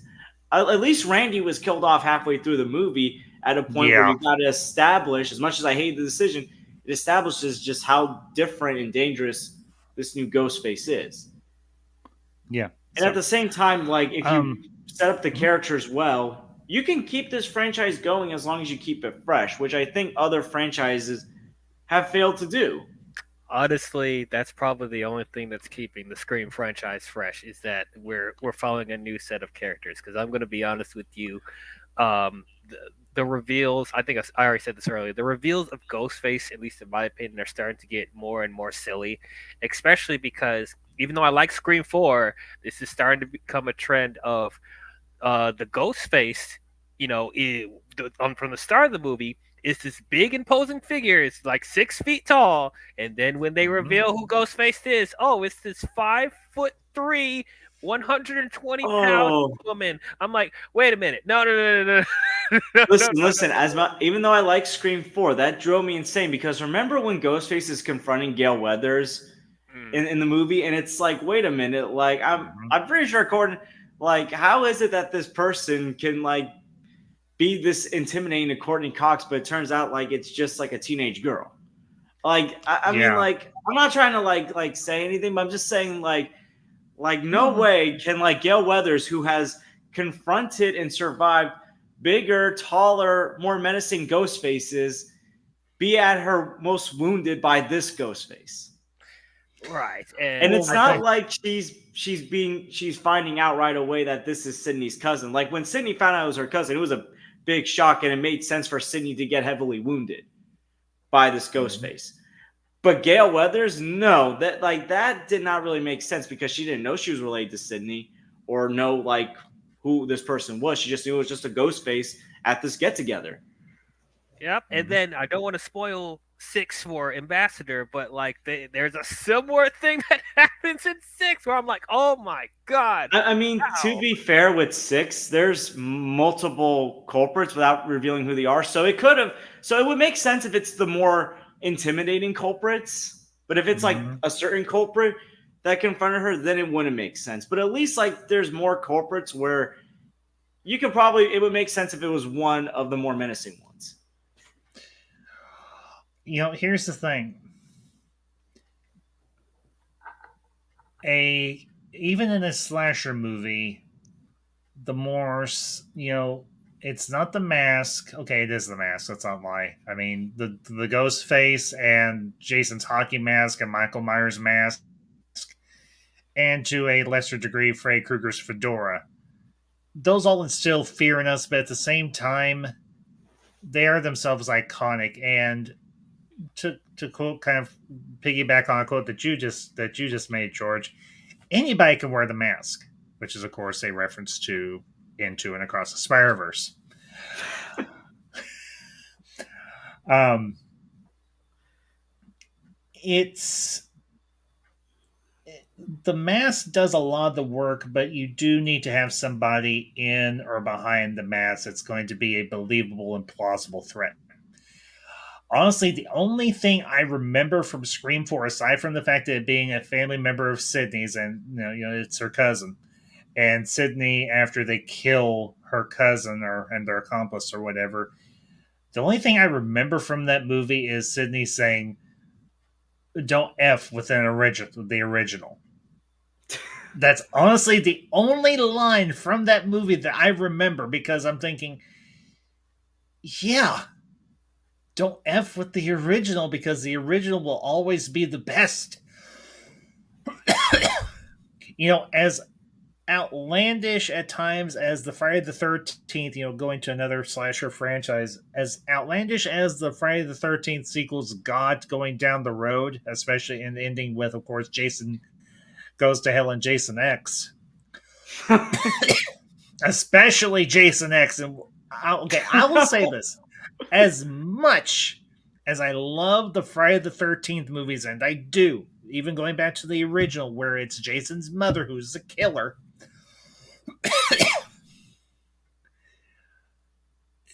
one of the more outlandish yet goofy ones is, at least in my book, Jason takes Manhattan.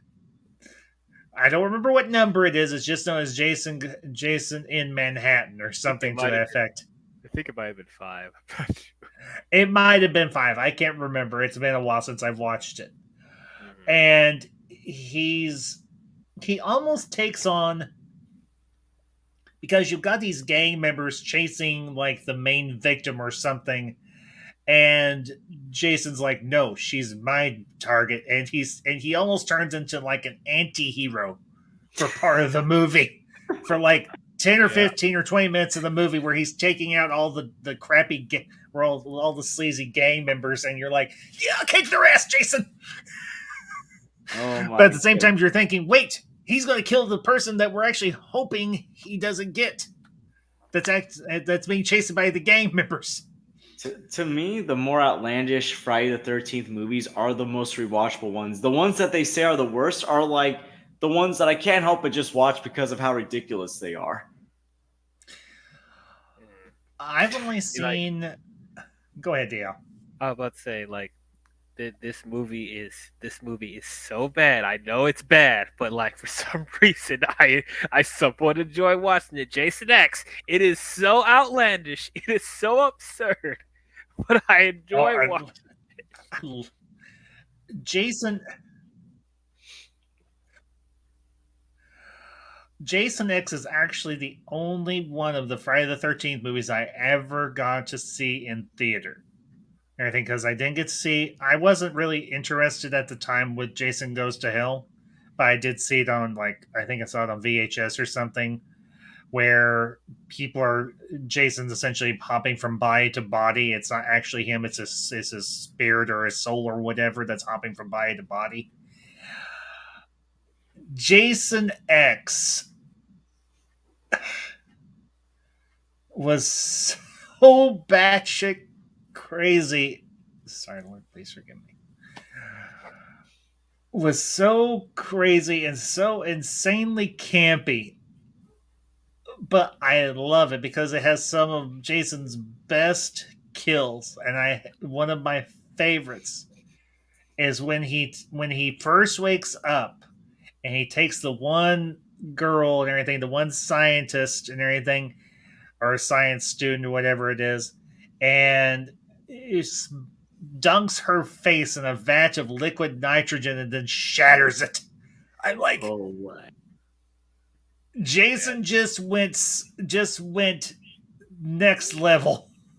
That was like Mortal Kombat level death right there. Yeah, that was almost like a Sub-Zero fatality, where when Sub-Zero freezes you and he just smashes your head off.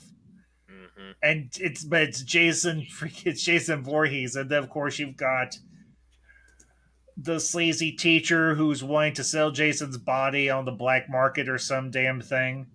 And you've got the one woman who got trapped in the cryogenic freezing facility with Jason at Crystal Lake, and now Crystal Lake is a military facility or some damn thing where they keep Jason's body. And they've tried every conceivable way to kill him, and he can't be killed. Mhm. And they're going to be transferring his body to another military facility for research to figure out why he is immortal and why he can't be killed. And 1 second, Jason's just surrounded by military soldiers, and then the next minute, you see him all strewn across this giant empty storage chamber, and the woman's running away from him, and she gets him trapped in the cryogenic freezer, but he still stabs her, and somehow the atmosphere leaks out from that one thing and turns the entire chamber into a freeze into a cryogenic suspension chamber. And then it's like 300 or 400 or more years in the future, and the Earth is uninhabited, and we've found another Earth, and we've left this Earth, and now you've got high school students come back to Earth to find stuff, and I'm just like, Jason in the future and Jason in space. They didn't just jump the shark; they jumped the shark, and it went over a supernova. That, yeah, that was. I didn't expect for them to go that direction. And there's a lot of logical gaps of how they made that happen. But hey, like, It's Jason in space and in the future, and he's killing or bludgeoning holographic skanks. I'm sorry. I know I should not laugh, but at the same time, they're not real people. They're holograms, and he's got them both stuffed in a sleeping bag, zipped up all the way, and he just keeps pounding them, just smashing them against trees, and they're just like, "Yay! Do you want to have sex? Do you want to have some? Do you want to smoke some weed? Do you want to drink?" Yeah, I'm thinking this is preposterous beyond all belief, and yet I can't help but laugh because they're not actual people. yeah, And then you've got the android that the one guy turns into a super soldier, and she's dressed in something that looks like a leftover costume for Mila Jovovich in Resident Evil 20 or something. Is this the MCU or Dragon Ball Z all of a sudden? Android super soldiers? Like, this is stuff you would see in Dragon Ball Z or Marvel. yeah, man. Yeah, no kidding. And she actually does get the upper hand until she shoots him so hard that he gets smashed into the machine, the nanite machine, and turns him into Uber Jason. And she shoots him, and it does nothing. She's like, "You guys might want to run." And then he decapitates the android. And you see the guy actually pick up the dummy head and is running along with it. And you're like, okay, I know that's a dummy head. I'm aware that's a dummy head. And every time they cut to her, you realize they're just cutting to an up close of the actress's face.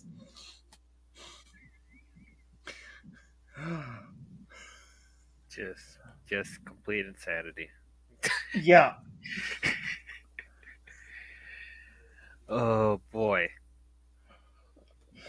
But Jason, you have gone places and done things that some of us can only imagine, and now you have done them in space. Hmm. And then they tried to do a reboot. Why do we reboot a Friday the 13th that ended perfectly with Jason X? You didn't need to do any more. Yeah, I don't understand with like Hollywood's infatuation with rebooting all these horror franchises. I mean, I get. Honestly, I don't know, because horror franchises, you can't really reboot them because these characters are so iconic, literally so iconic, that everybody knows their original iteration, and most people are not going to They're not going to buy it. I mean, am I wrong? Okay, that was weird. Yeah, you froze for a minute. You're back live, DL. Okay, So. great. I mean, okay, let's be honest here. They've done 3 or 4 different versions of Dracula. I mean, you have the original Dracula, then you have Gary Oldman Dracula, you have Luke Evans Dracula, and you have Gerard Butler Dracula. Oh, and don't forget, we just got Nicolas Cage's Dracula and Renfield. Oh, Renfield. I never got a chance to see that. I really wanted to, but I never got a chance to see Renfield. That was actually pretty fun. I heard it was actually pretty good. George, did you get to see Renfield? No, but I want to see it when I get a chance. I did recently rewatch the Gary Oldman one. That's a pretty good one. What did you? Okay, have you ever seen the original black and white one? Let me ask you that. The Universal horror one. Yeah, with Bela Lugosi. Yes, I've seen it a couple of times. I actually have the Universal horrors on DVD. I got the set last year. I've got this. I probably have the same one you do. It's got Dracula, Frankenstein, Bride of Frankenstein, Invisible Man, Wolfman, and the Mummy. Yes. Okay, we have the same one. The only one I don't have, I mentioned this before either one you got here, was The Creature from the Black Lagoon. I need to get for some reason that one didn't come with it. Yeah. Okay, well, and I actually did a review of this, but it's a valid question. Of the two, which one did you prefer? Bela Lugosi or Gary Oldman? I think the Gary Oldman one, there's more backstory to it and detail to it. I mean, it was a very interesting take, I will say, but it was also a take that I enjoyed more. I mean, I like the original classic Dracula, but it's not in my top 2 favorite of the original Universal ones. To me, my 2 favorites are Frankenstein and the Invisible Man, personally. As far as the Mummy goes, I like the Mummy, but I grew up on the Brendan Fraser one, so I'm always going to prefer and love that one more. That was that's the first PG-13 movie I ever saw that established my love for monsters, particularly mummies. I used to be a mummy fanatic as a kid, but I still liked the 1931. I think it came out in 1931 Dracula movie. Yeah. Most of those came out in 1930 or 1940. I think the Phantom of the Opera with Claude Rains, who actually played the original Invisible Man, came out, I think, in like the 1950s or 60s or somewhere along in there. So, I don't know if I asked you this question. Of the two, if you've seen the 2 Draculas, which one did you like better? Did you like Bela Lugosi or did you like Gary Oldman? Okay, it's an interesting thing with the Gary Oldman one because I do think George. I do agree with George that there is more development in that movie, so there's more to sink. No pun intended. More to sink your teeth into with that one. But as I don't like Gary Oldman's design. I really don't like it. I tried. Is it the old man version? Yeah. I'm just like, I don't know. It just seems very out there for me. Like when I think of Dracula, I do think of the 30s one more. I mean, as far as like, that's the iconic look of Dracula, but like, but yeah, I think out of all the Dracula versions, definitely they're the top 2. As far as the version. Yeah, I like the 90s one. Here's my only issue with the 90s one, and I don't know how you guys feel about this because Gary Oldman and Winona Ryder are acting phenomenally in this movie. They are phenomenal in this movie.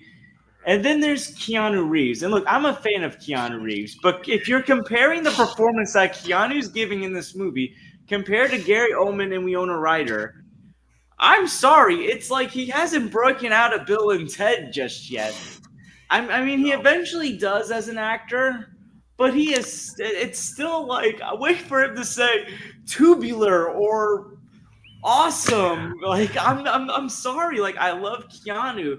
And you know what? I think like a few years later when he starred alongside Al Pacino in The Devil's Advocate, that's where I saw improvement in his acting. He finally moved away from the goofiness of Bill and Ted, which I love Bill and Ted, but he was coming into his own as an actor, but he just was not right for that Dracula movie where everyone else is giving A+ performances in our acting circles around him. No, you're right, and I think it's no secret. Like, let's be honest, I love Keanu, I do, but let's be real, he is not a strong actor. He's not. He, At that point, no. yeah, it's like for most movies they play to his strengths, and that I think they started to get like a formula down with him after The Matrix came out.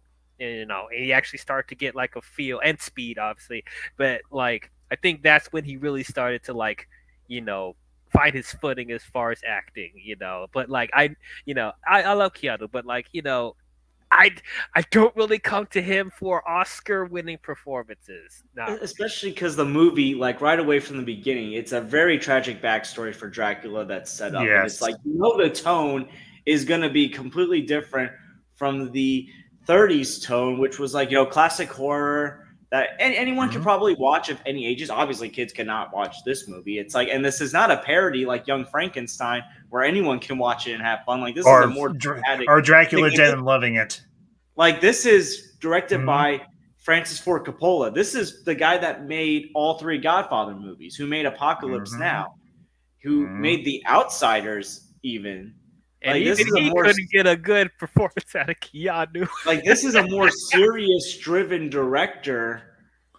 Mhm. Like, if you want a more fun vampire movie, go see The Lost Boys, which I love The Lost Boys, but this is a much more dramatic movie. I agree, and here's the interesting thing, because I've done some research on the original novel by Bram Stoker. What Coppola did, and I discussed this, but I'll touch on it. I discussed this last year, I think it was, but I'll touch on it here briefly. What Coppola did with the narrative structure and other elements that he included in the movie, this is a more closer adaptation of the original Bram Stoker's novel, because it has a lot of narration. It has a lot more, allusion to people's diaries and journals and so on. I mean, you've got, of course, Anthony Hopkins doing voiceover work for this movie. You can't from us better in terms of a voiceover. Not to mention his role as Abraham Van Helsing. Oh yeah. Except for the original guy, I can't remember his name, but the original Van Helsing from the old black and white one, Anthony Hopkins, was a damn good Van Helsing. He was. I don't want to. He I was. don't. Here's the thing. I don't dislike Hugh Jackman as Van Helsing, It didn't work for me. but at the same time, that movie, I don't hate it. I really don't. I don't hate Van Helsing with Hugh Jackman, directed by Stephen Sommers. But there's just some issues that it gets a little too campy and it's a little too much campiness and a little too much silliness, and so on. We should That's the probably have only. come to expect that because he just came off of the Mummy movies that have its like camp. Yeah, but here's the thing with the Mummy movies. It still had enough serious beats in it and enough seriousness that the campy moments and the goofy moments didn't outweigh the more heavy moments. That for Yeah. me was the big thing with the Mummy. Not to mention, here's the thing. I was introduced to the Mummy as a kid. Everything, mother ambassador and my grandmother, her mom, and everything. Whenever they were on TV, we watched the old Universal horror movies.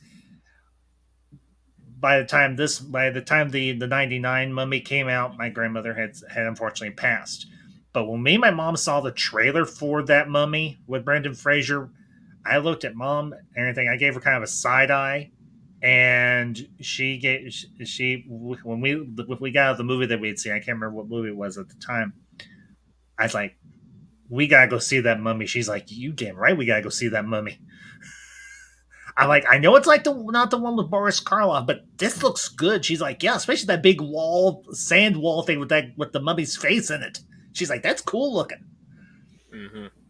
And I did review of the Mummy and Mummy Returns and everything as well, and everything. So I won't go back over the whole bunch, but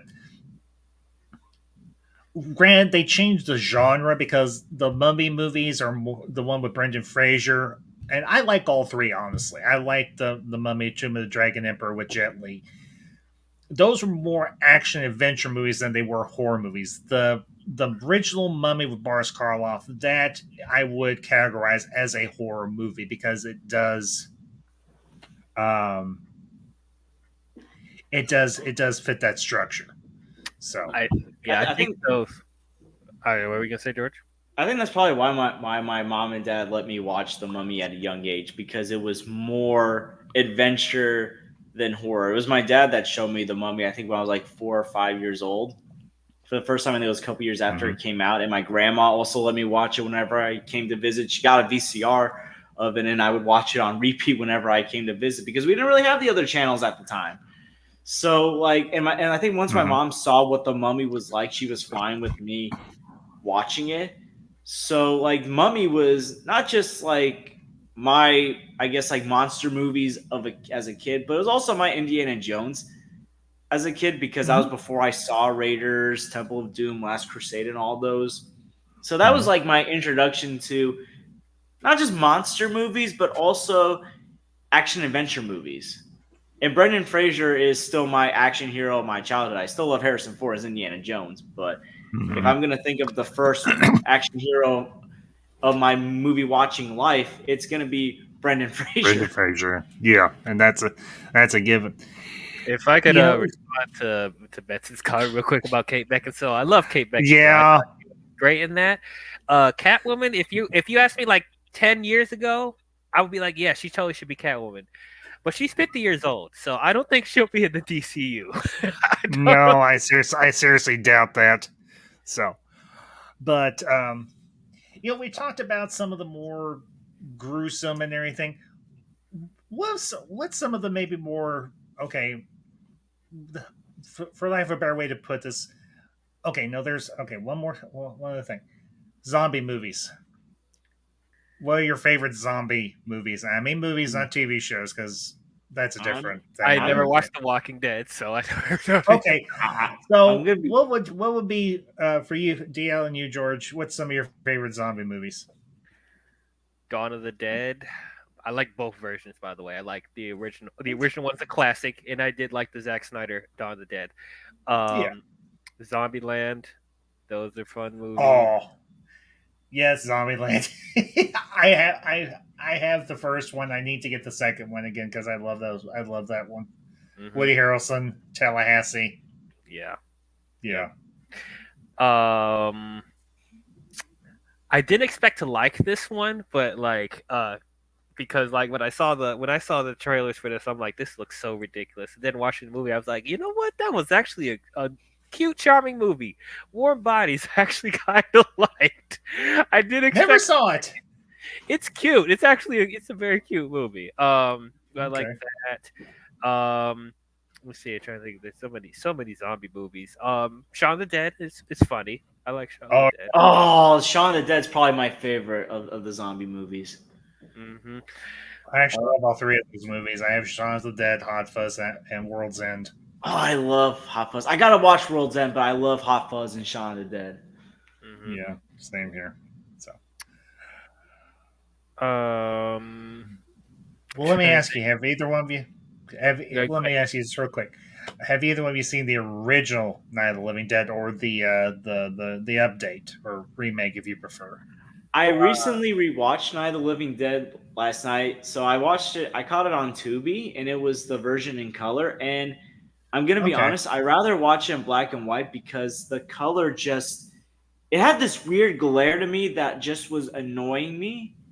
And it's like When you I say when like you say in color, was it a colorized version of the original? that colorized version because like it was the in Okay. color version that was just turning me off because I always see that movie in black and white. So this was the first time I was Mhm. watching the colorized version.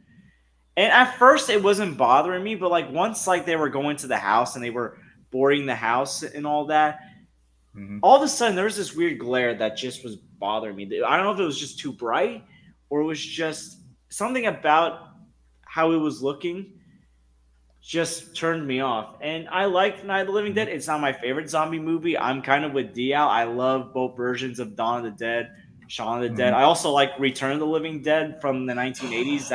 Yes. Hilarious. I Oh, recently rewatched okay. that one last weekend. Hmm. Have you ever? Did you know they did two sequels to that? Return of the Living Dead Part Two and Return of the Living Dead Part Three. I haven't seen Part Three, but I've seen Part Two. I gotta watch. I haven't seen part 2 yet. Oh, dude, it is hysterical. They have so many different zombies at the end. They even have a Michael Jackson zombie. They have a zombie dressed up like Michael Jackson from Thriller. It's Oh my god. hysterical.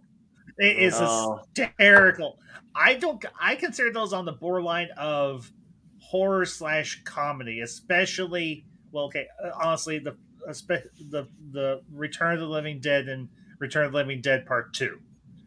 I consider those like a hybrid of horror and comedy, almost like Shaun of the Dead or Zombieland. Hmm. Um, of course, there is a scene in Return of the Living Dead where you have the woman who's doing the striptease in the middle of the cemetery. Like, okay, that's just indecent. I'm sorry. She go and the woman. I've only watched it a few times and everything, and she goes full frontal, and I'm thinking, you are in a cemetery, you freaking weirdo. Have some decency for the dead. And then, of Right. course, she gets swarmed by a whole bunch of zombies. Here's the funny thing about Return of the Living Dead. I don't know if you know this, DL. George, you might. They actually make reference to the original George A. Romero Night of the Living Dead in this movie because there is a medical supply warehouse, and down the basement of the medical supply warehouse is these army um, drums that actually have several of the zombies from that supposed real life event. And that's Mm. how the whole thing gets started because yeah, I they end up remember. the bone man, the slimy bone man. All the zombies say is Oh man, brains. that's my favorite zombie design in a movie. The There's the just bone something man. about that design. I'm like, yo, and like, nothing against the live action Scooby Doo movies because those are guilty pleasures. I love those movies, but that looks like that should have been in that movie because of how scary and freaky that thing was. I'm like, this is like the way that he looks Brains. better than any of those monsters from those live action movies. Like such a great design. Oh, and Yeah. also I also agree with DL on the original Zombieland. That is hilarious. I remember watching that for the first time. It was during my winter break before I went back to college, and I found it on TV. And I remember I'd only seen a couple of zombie movies. It was Night of the Living Dead and Shaun of the Dead that I've only seen. So this was like the third zombie movie that I'd seen because I'm not a huge zombie fan, but I like some of the zombie movies a lot. And I remember just being so entertained by it, especially the Bill Mhm. Murray stuff, and also Oh feeling so man. bad for Bill Murray. Hmm. Any regrets? Garfield, maybe. Yeah. Oh my goodness! And I, Yeah. and I saw those and I saw those Garfield movies, and I was like, this has aged like fine wine. I have to admit, as much as I enjoy the original Black and White Night of the Living Dead, they did a remake in I think it's like the late '80s, like it came out in like '89, starring Tony Todd as Ben, and actually had another actress that I'm very fond of. She played a character on a show that I absolutely love. That's Babylon 5, Patricia Tallman, and that one for me, I think, is the quintessential version of Night of the Living Dead. Now, obviously, they've done several sequels. They did Land of the Dead and everything, which um, has Dennis Hopper and John Leguizamo in it. And it was actually, I think, the last one that Romero actually directed before he passed or just got out of the franchise. And really, if you have never seen Land of the Dead, I would suggest giving it a watch once because it is a good zombie movie. So, um, well, we've kind of covered all the more gross, macabre, disturbing stuff. What's some of the more okay? Let's turn it this way: kid-friendly stuff that's Halloween and everything, or would be considered Halloween uh, genre and everything that you guys like. Young Frankenstein. Oh Good my answer. goodness. Young Frankenstein. I like honestly, I love that more than the original Frankenstein. And it starred Oh wow. And it starred Gene Wilder, obviously around the same time that he was known for playing Willy Wonka. And this was also my introduction to Mel Brooks before I got to see some of his other stuff like The Producers or Blazing Saddles. But oh my, I remember watching this movie. It wasn't even around Halloween, it was the summer. I did a free trial for Netflix and it was on Netflix at the time. And this movie was just so hilarious. Like the way he kept saying it's Frankenstein, or like he didn't want to be. No, Frankenstein. Well, do you Yeah. pronounce it? Do you pronounce your name Frederick Frankenstein? Oh, and just like the brain jokes, like no move. There are few movies that are funnier than that movie, in my opinion. What about you, DL? Have you ever seen? I'm assuming. Have you seen Young Frankenstein?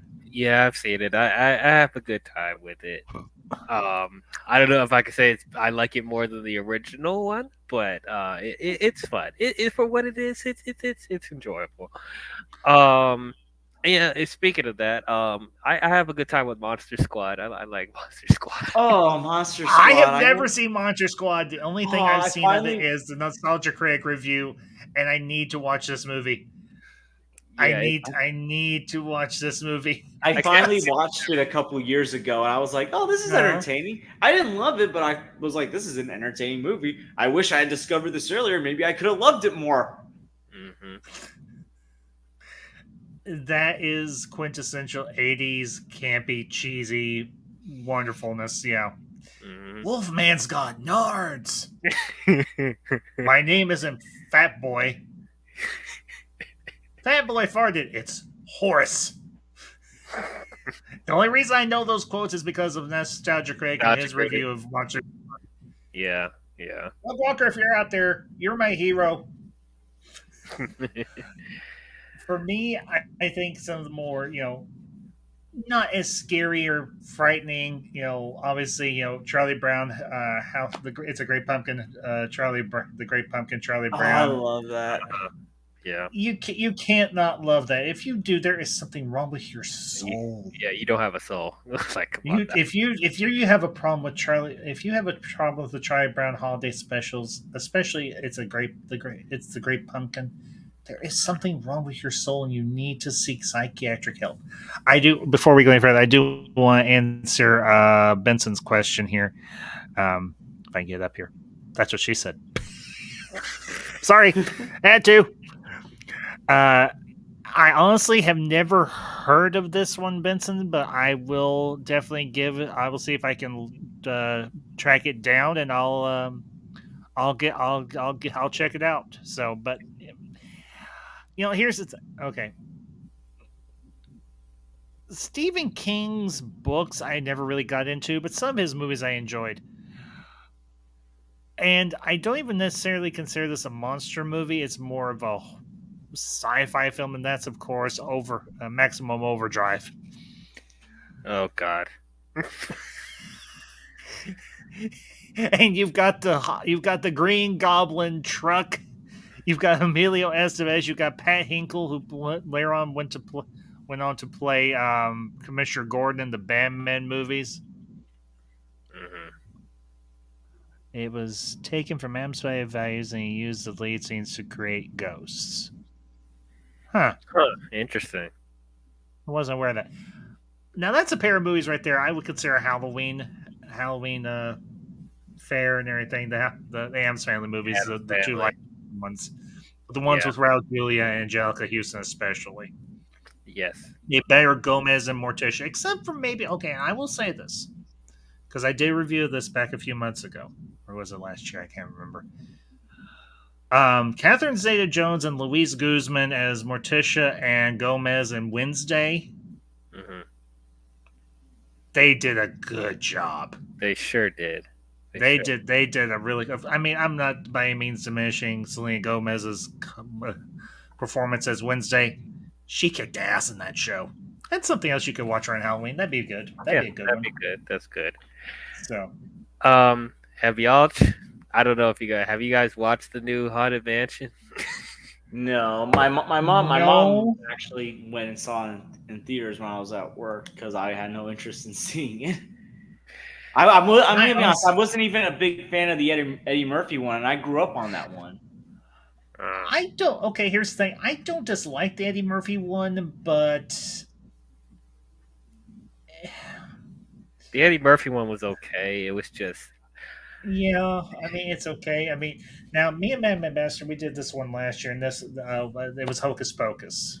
oh Oh, I god, love Hocus Pocus. The no. first one I really enjoyed. We actually watched the second one together, and I was like, we were both of the same mind. Yeah, they shouldn't have done this at all. I said to my mom, I was like, this feels like a Disney Channel movie more than a sequel to a Halloween classic. I mean, the Halloween Town movies look better made than this movie. And look, I like the Halloween Town movies. Those are childhood Disney Now, Channel that's my movies. childhood right there. Master. Let's also be honest. They're also not made for theater, so it makes more sense that Yeah. they're. And of course, you had wasn't Debbie Reynolds in those? I think. Yeah, Debbie Reynolds. I mean, I love the first two. The third and fourth one, I don't really need to watch every Halloween, but the first two I need to watch at least once on Halloween. Right. Like that's like my childhood right there, and I still enjoy those movies. Yeah. I used to make up my own Halloween Town because of those movies when I was a kid. I never could get into them. I guess it's just me and Madman Bastard. We jive. Okay, when I say jive, we parallel each other on certain types of movies, and other ones we don't. Where I've never seen any of the Halloween Town movies, and I just have real no interest in doing so. That's her thing, and I'm like, okay, cool, that's your thing. It's not my thing. I guess for me, Young Frankenstein, Charlie Brown, and something that'd be more considered more kid friendly, especially the first one, the first live action Scooby Doo movie. Oh no. Those yes, my childhood right there. No. Not my childhood. My early 20s, my late teens. I really now I've only seen the second one once or twice and everything. One where it's got Alicia Silverstone in it, and it's got all the original people back. I liked it, but I like the first Scooby Doo better. The first live action Scooby Doo, I like it better. That for me, I think is a good solid family friendly Halloween movie that you. Whoa! Wait a minute. Okay. I'm gonna have to stop y'all right there. No. Okay. No. Okay, I don't like either of the Scooby Doo movies, but like, I'm sorry if you watch the movie today and seeing all the adult references in that first movie, it is not for kids. The first one especially is not. The second one is a little more like it didn't have as much adult references, but it's still that is not a kids movie. I don't. Okay, maybe okay, not kid, but definitely young adult. Let's put it that way. Sure. I mean, it was rated PG, so you have to see that's the thing. When it comes to movies like Young Frankenstein, Scooby Doo, when I look at the ring, I'm like, okay, what do the ratings think is okay for kids to watch? Because even despite the adult jokes, it was a movie I was still allowed to watch as a kid. I remember kids watching it in theaters. Okay, yeah, I wouldn't say it's like it's not like offensive with the adult. Well, I personally do because I don't like them, but like I would say, yeah, kids can still watch them. I remember watching Scooby Doo all the time, even in elementary school. They would play it like when there was like free time or whatever. So yeah, I know both of these movies by heart, and I saw the second one in theaters. So it's like they definitely were my childhood, but just like watching it now, it's like, and I can't believe James Gunn wrote those movies too. I can't believe that. He's come a long way since then. Yeah. Yes, he has. But yeah, he has. Yeah, I just like there's just stuff about both of those movies that don't hold up. The only thing that rubs me the wrong way about Scooby Doo, and it's not because I like Scrappy or anything like that. Oh God, that was horrible. Horrible. Hear me out. Even though I'm not a big fan of Scrappy, I don't know if you I think guys are aware of like fan fiction or know what fan fiction is or like the tropes of fan fiction. I kind of saw what they did to Scrappy Doo. The earliest sign of character bashing. Now, for those of you who don't know what character bashing is, it's when an author of something, of a product, an already established product, takes a character they dislike and they bash the heck out of them. Now, in some cases, I don't mind character bashing, especially if it's a character I dislike. For example, like if like Harry Potter fan fiction bashes Dolores Umbridge, go for it because she is a horrible person. If it's Draco Malfoy, like, yeah, go for it. I mean, I get it. Draco's character becomes more sympathetic and he redeems himself. But before that, yeah, go nuts. Like, the kid was an asshole at first. I'm going to say that. But then, like, when you kind of – so, like, I get why it happened because James Gunn doesn't like Scrappy. I didn't like Scrappy. At the same time, I don't know what fan fiction was like in the early 2000s. To me, it kind of it felt like a precedent to basically take your least favorite characters and write them in a bad light, regardless of if they deserved it or not. Because Scrappy deserved it. Oh, come on now. Scrappy wasn't that bad. Scrappy was an a-hole. Okay, here's the thing I'll say about Scrappy. On one hand, when Scrappy first started out, he was fine because he saved the Scooby-Doo No, he wasn't. rating. He was never fine. He was. He saved Scooby-Doo. He saved Scooby-Doo. But then when he became too overbearing and they gave more Scrappy and took away Fred, Velma, and Daphne, well, Daphne for a short period of time, she did come back, it kind of got annoying because it's like all of a sudden you're having him do what the other members of the gang are doing. And I think like the smart thing the Scooby franchise did when they revitalized itself with those early direct-to-video movies like Zombie Island and Witch's Ghost was not bringing Scrappy back. Now, I love those movies. Those are my childhood movies. I did a review on Zombie Island. I love that movie to death. It's actually a lot darker than I thought it was going to be. It's not even rated PG. Yes. But that's like, I guess the one thing that always kind of rubbed me the wrong way with the live-action Scooby-Doo movie. But if I'm going to compare this to other live-action adaptations of cartoons, the Scooby movie, for the most part, has actually aged better, in my opinion. I get it's a product of the early 2000s, but in respect to the source material, it respects the source material way more than the Smurfs movie did or the live-action Alvin and the Chipmunks movies did or the live-action Flintstones movies did. It's like the Scooby movies I can watch.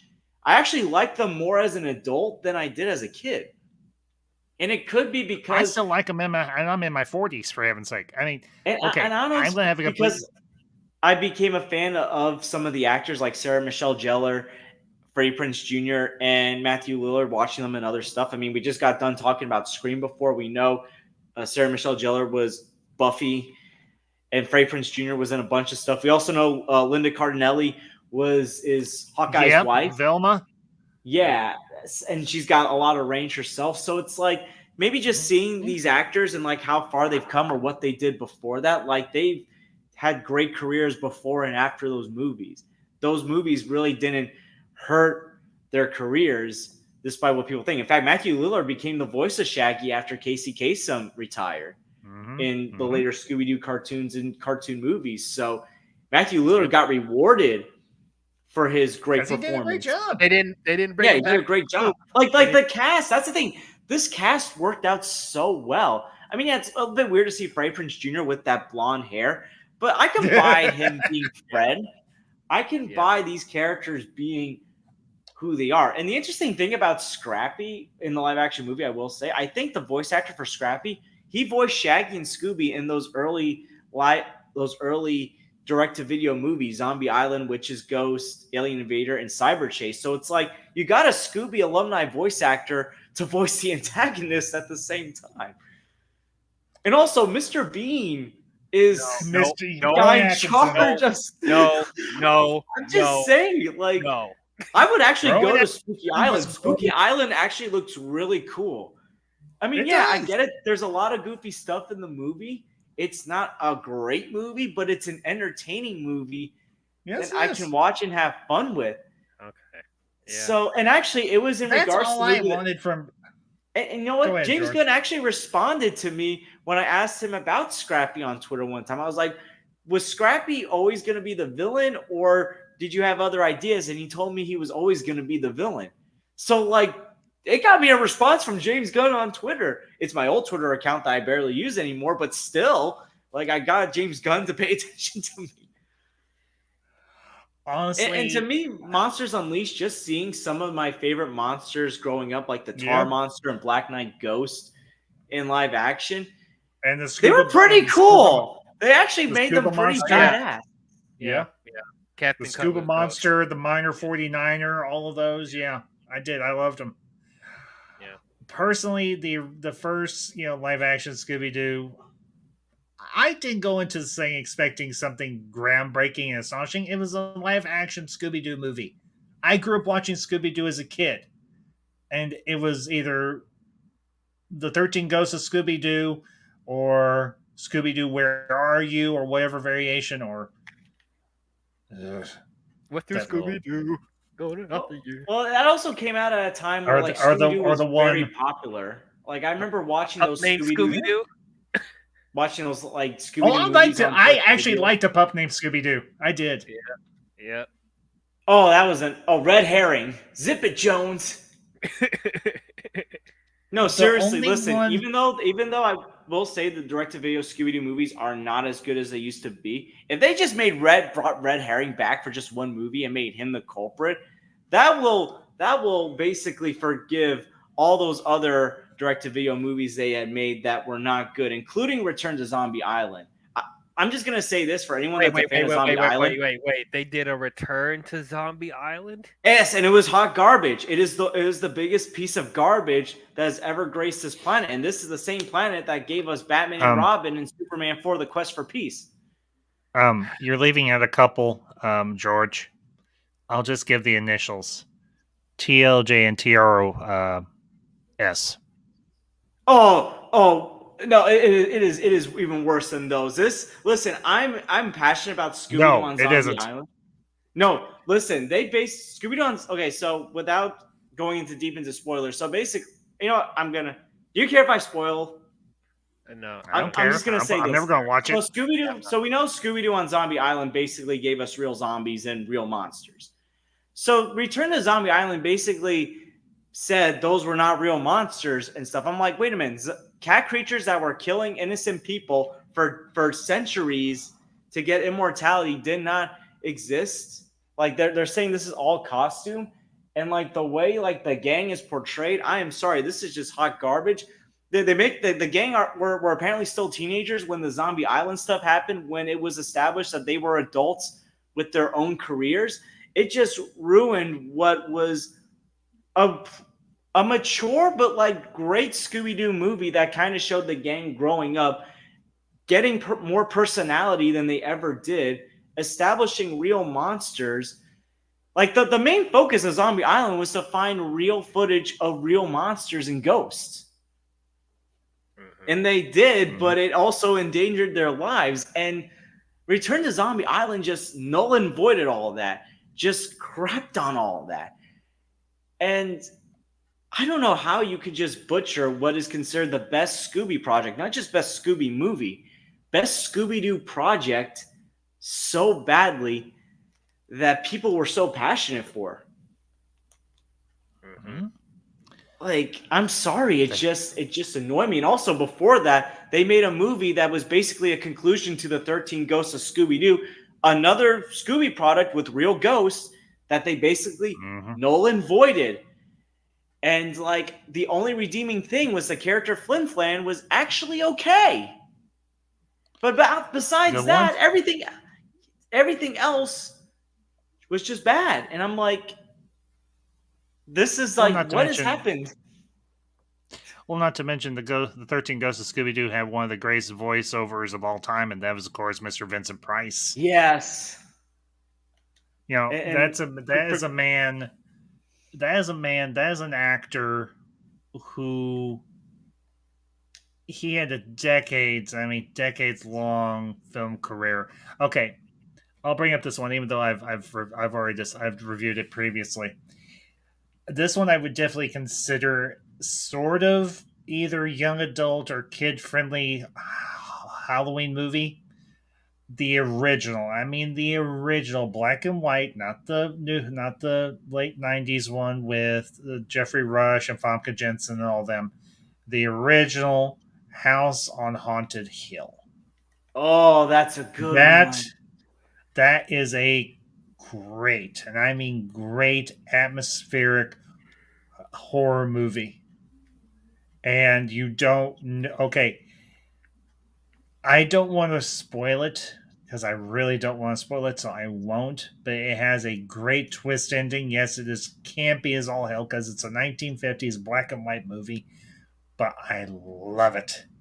And if you've never seen it, I encourage you go check out my review, my full because I did a full review of both of those. I think it was like it might have been a year, maybe a year and a half ago, give or take. Around it was around Halloween.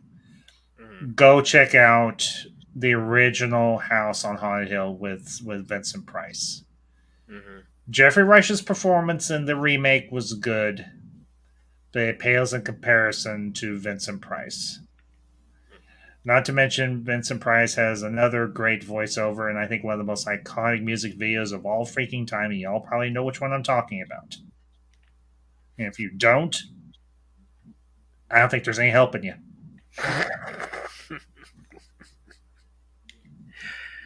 I'm Uh, of course talking. I'm of course talking about Michael Jackson's Thriller. yes, Oh, of course, yes. yes. You know, there is actually a clip. He was on the Joan Rivers show back when she had her own talk show, and he actually had made an appearance.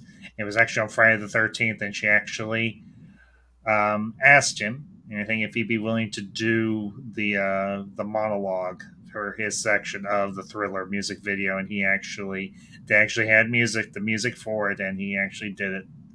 Mhm. Actually, it's really cool. I really suggest anything. That's great. You know, Vincent Price.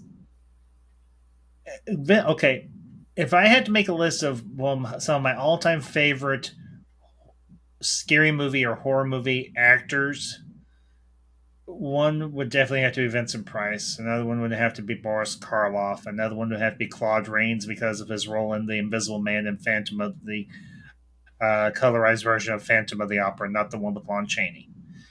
Lon Chaney would, of course, have to be on that list. I'd have to say Kane Hodder, who played Jason Voorhees the longest. Anything in the entire Friday the 13th franchise. He actually played, I think he played Jason in Jason X. Mhm. Hmm. And I think maybe give a very strong honorable mention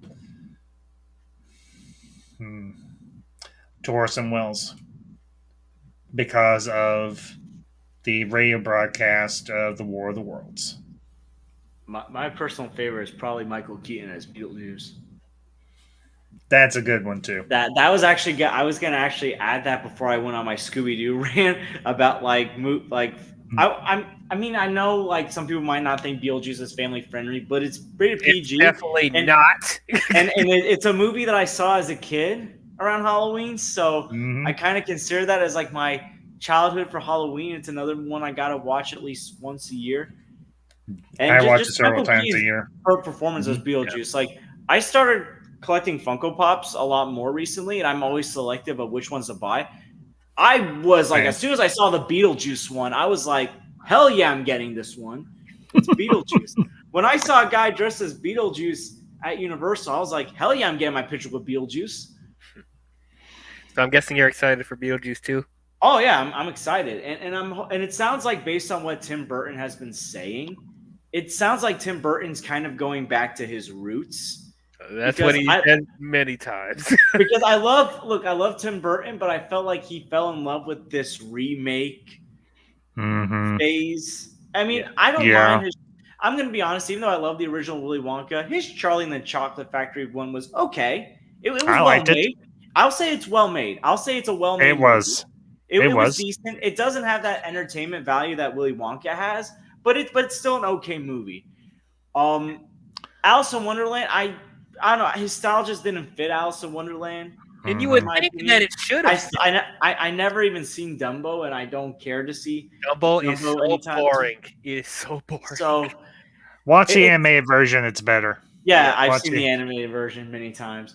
So Although I do cry when Dumbo's mom is in the cage after she goes after the audience, and she's cradling Dumbo in her trunk, and he's swaying back and she's swaying him Oh my back and forth. god, it's so beautiful. I cry like a freaking baby. So I will. but just I'm a I grown remember ass. just I'm a grown man, and I still, to this day, I will cry every time I see that scene of Dumbo's mom swaying him back and forth in her trunk when she's stuck in the cage. And Yeah, I and I was remember say that when pink elephant scene is still one of the weirdest sequences I've ever seen in Disney That's movie. true, And I that's love But it. it's awesome. It is Yes. So I must say, I remember when I first saw Beetlejuice and I saw the mom from Home Alone, and I was like, "Good lord, she plays another unbearable mother in this one. This is like a typecasting." oh no! of- Now wait just a damn minute. Her mother, Okay. when she was playing Kevin's mother in the Home Alone, she was not unbearable. She was just stressed out. Now, Okay, in I'll give you that. I'll Beetlejuice- give you that. I'll give you that. No, the one that was unbearable in those movies, I will defend you on that one, was the uncle, which is funny. His name is Uncle Oh. Frank. I have an Uncle Frank, and my Uncle Frank is the complete opposite of this one. My Uncle Frank is the sweetest guy ever. This guy, I'm like, I just want to like punch him in the face for Kevin. Like him and Buzz, I just want to just go like. You just want to drop them in a pit with Jason, Freddy, and Michael Myers. But yeah, Beetlejuice. Like I remember seeing the mom in there. I'm like, oh goodness, she's in this one, and it was so entertaining. And Winona Ryder, that was my introduction to Winona Ryder. And Winona. when I was a little kid, I had a crush on Winona Ryder. I Winona. I found her very attractive when I was a little kid. Also in Edward Scissorhands and Bram Stoker's Dracula. Like I had a crush on Winona Ryder back in the day. She still looks pretty good for her age. Her name's Winona. Gosh darn Winona. Sorry, but I'm just saying. Winona Ryder. She is still attractive to this day. Okay, Yes, fine. She's she attractive. certainly is. She certainly is. And I'm glad that she's returning for the sequel as well as Michael Keaton. And I'm curious to see what Willem Dafoe is going to do in the movie, because Willem Dafoe is going to be in the movie, and we know he's Green Goblin, and he can play a crazy person very well. I don't know if you guys ever saw The Lighthouse. He was also phenomenal in The Lighthouse. Yeah, that was Never seen it. That was that is was an awesome movie. But when Willem Dafoe is begging to Robert Pattinson, "You fond of me lobster, aren't you?" Like, oh my goodness! Like I love that movie. Yeah. But also Jenna Ortega is also going to be in the movie, so it's like you're getting all these talented new additions. Well, apparently she's playing Lydia's daughter or something, isn't she? I think so. Yeah. So I'm very curious to see what they're going to do, because for a while they've been planning on doing a Beetlejuice 2. I remember there was Beetlejuice Goes to Hawaii as an idea. I remember never heard that was. Yeah, they had an idea of this was, I think, back in 2008. I remember hearing about this. They wanted to do a sequel where Beetlejuice goes to Hawaii, but it didn't work out, like the script idea. So it took a while for this movie to come out. So hopefully this movie is very good and does very well. I heard it's 99% done filming. So hopefully once this actor strike is over, they say they only need a day and a half left to film. So hopefully this movie will come out on time, because it comes out around next Halloween, around September. Perfect timing for this movie to come out. Yay! Yes. Better timing than The Haunted Mansion, which came out in July. That was a stupid decision. Why? I mean, listen. Stupid as I know. hell. I mean, I would think Disney would have learned from their mistake of having Hocus Pocus come out in theaters back in 1993 in July. Yeah, but here's the thing. Hocus Pocus has gone on to become a cult classic. Don't know why. Let's be honest here. That's true. That's true. If they were thinking they were going to strike lightning in a ball twice, they screwed up. That's exactly what they thought. That's exactly what they thought. Anyway, but to kind of try to put a bow on start wrapping this up. Halloween is a holiday that can be enjoyed by everybody, regardless of your age. Yes. And there is quite literally, and I think we've proven this today with this stream, and some of the other stuff I've done over the last couple of years. There is a plethora of Halloween movies out there, regardless of your taste, for you to enjoy.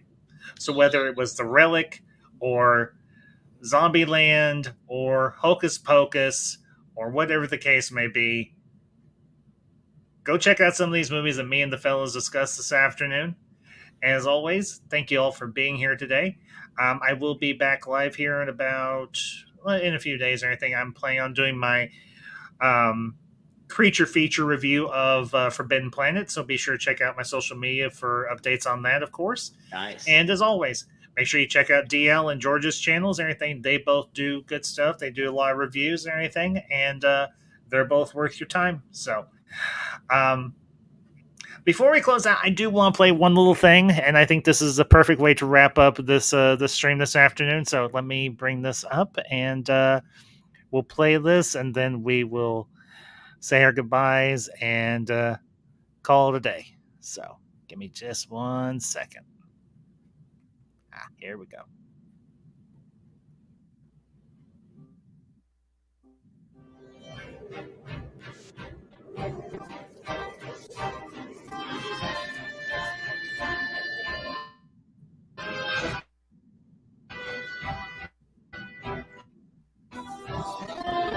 Of every age, wouldn't you like to see something strange? Come with us and you will see this.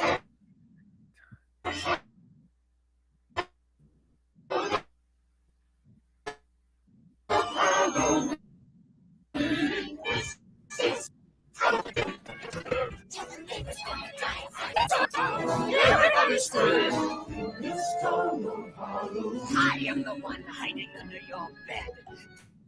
Teeth ground sharp and eyes glowing red. I am the one hiding under your stairs. Fingers like snakes and spiders in my hair. This is Halloween. This is Halloween. Halloween. Halloween. Halloween.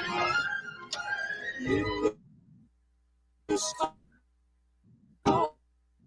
we call home. Everyone hail to the one-home. In this town, nobody's waiting for the next surprise. I'm not gonna run hiding in the trash cans. Something's waiting on the sunshine hole. This is Halloween again. That's fine. Say it once, say it twice. Take a chance and roll the dice. Ride with the moon in the dead of night. Everybody scream. I am the clown with the tearaway fist.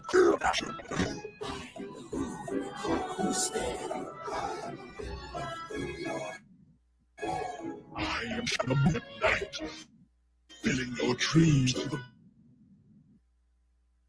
brim with friends. Halloween, Halloween, Halloween, Halloween.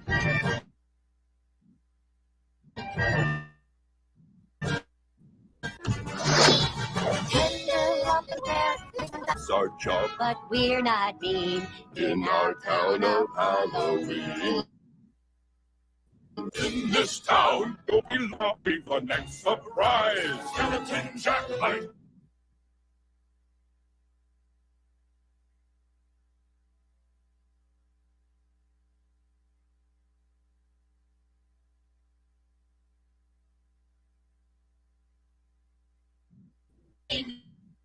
like a bet you make you jump out of your skin. This is Halloween.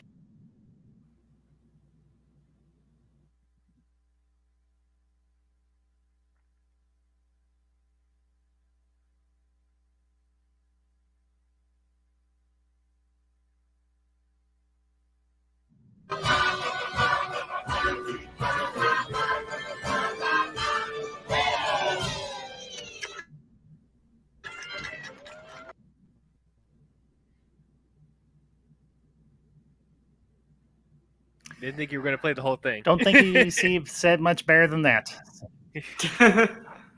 Yeah, why not? It's not that long. And it's a great little song. So, Yeah, I'm just worried anyways, about copyright. folks, thank you all for tuning in this afternoon. I've played stuff longer than that, and I've had no problems, so I'm not too worried. Okay. So, It just depends on what you're playing and who owns it. So most times, anything I actually played something not too long. Well, actually, it was when I did my Ahsoka stream, and I've had no issues. So I think YouTube's being a little more reasonable with things. So, but anyways, folks, thank you all for being here this afternoon, regardless of when you catch this, what time. Thank you all for being here. Hope you all enjoy the stream. Thanks to DL and George for joining me this afternoon. And as I always like to say, stay ambassadorial. That means be honest, show integrity, never take yourself too seriously. If you do all those things, you'll always have a place in the ambassadorial wing. And until next time, this is the Ambassadors, signing off.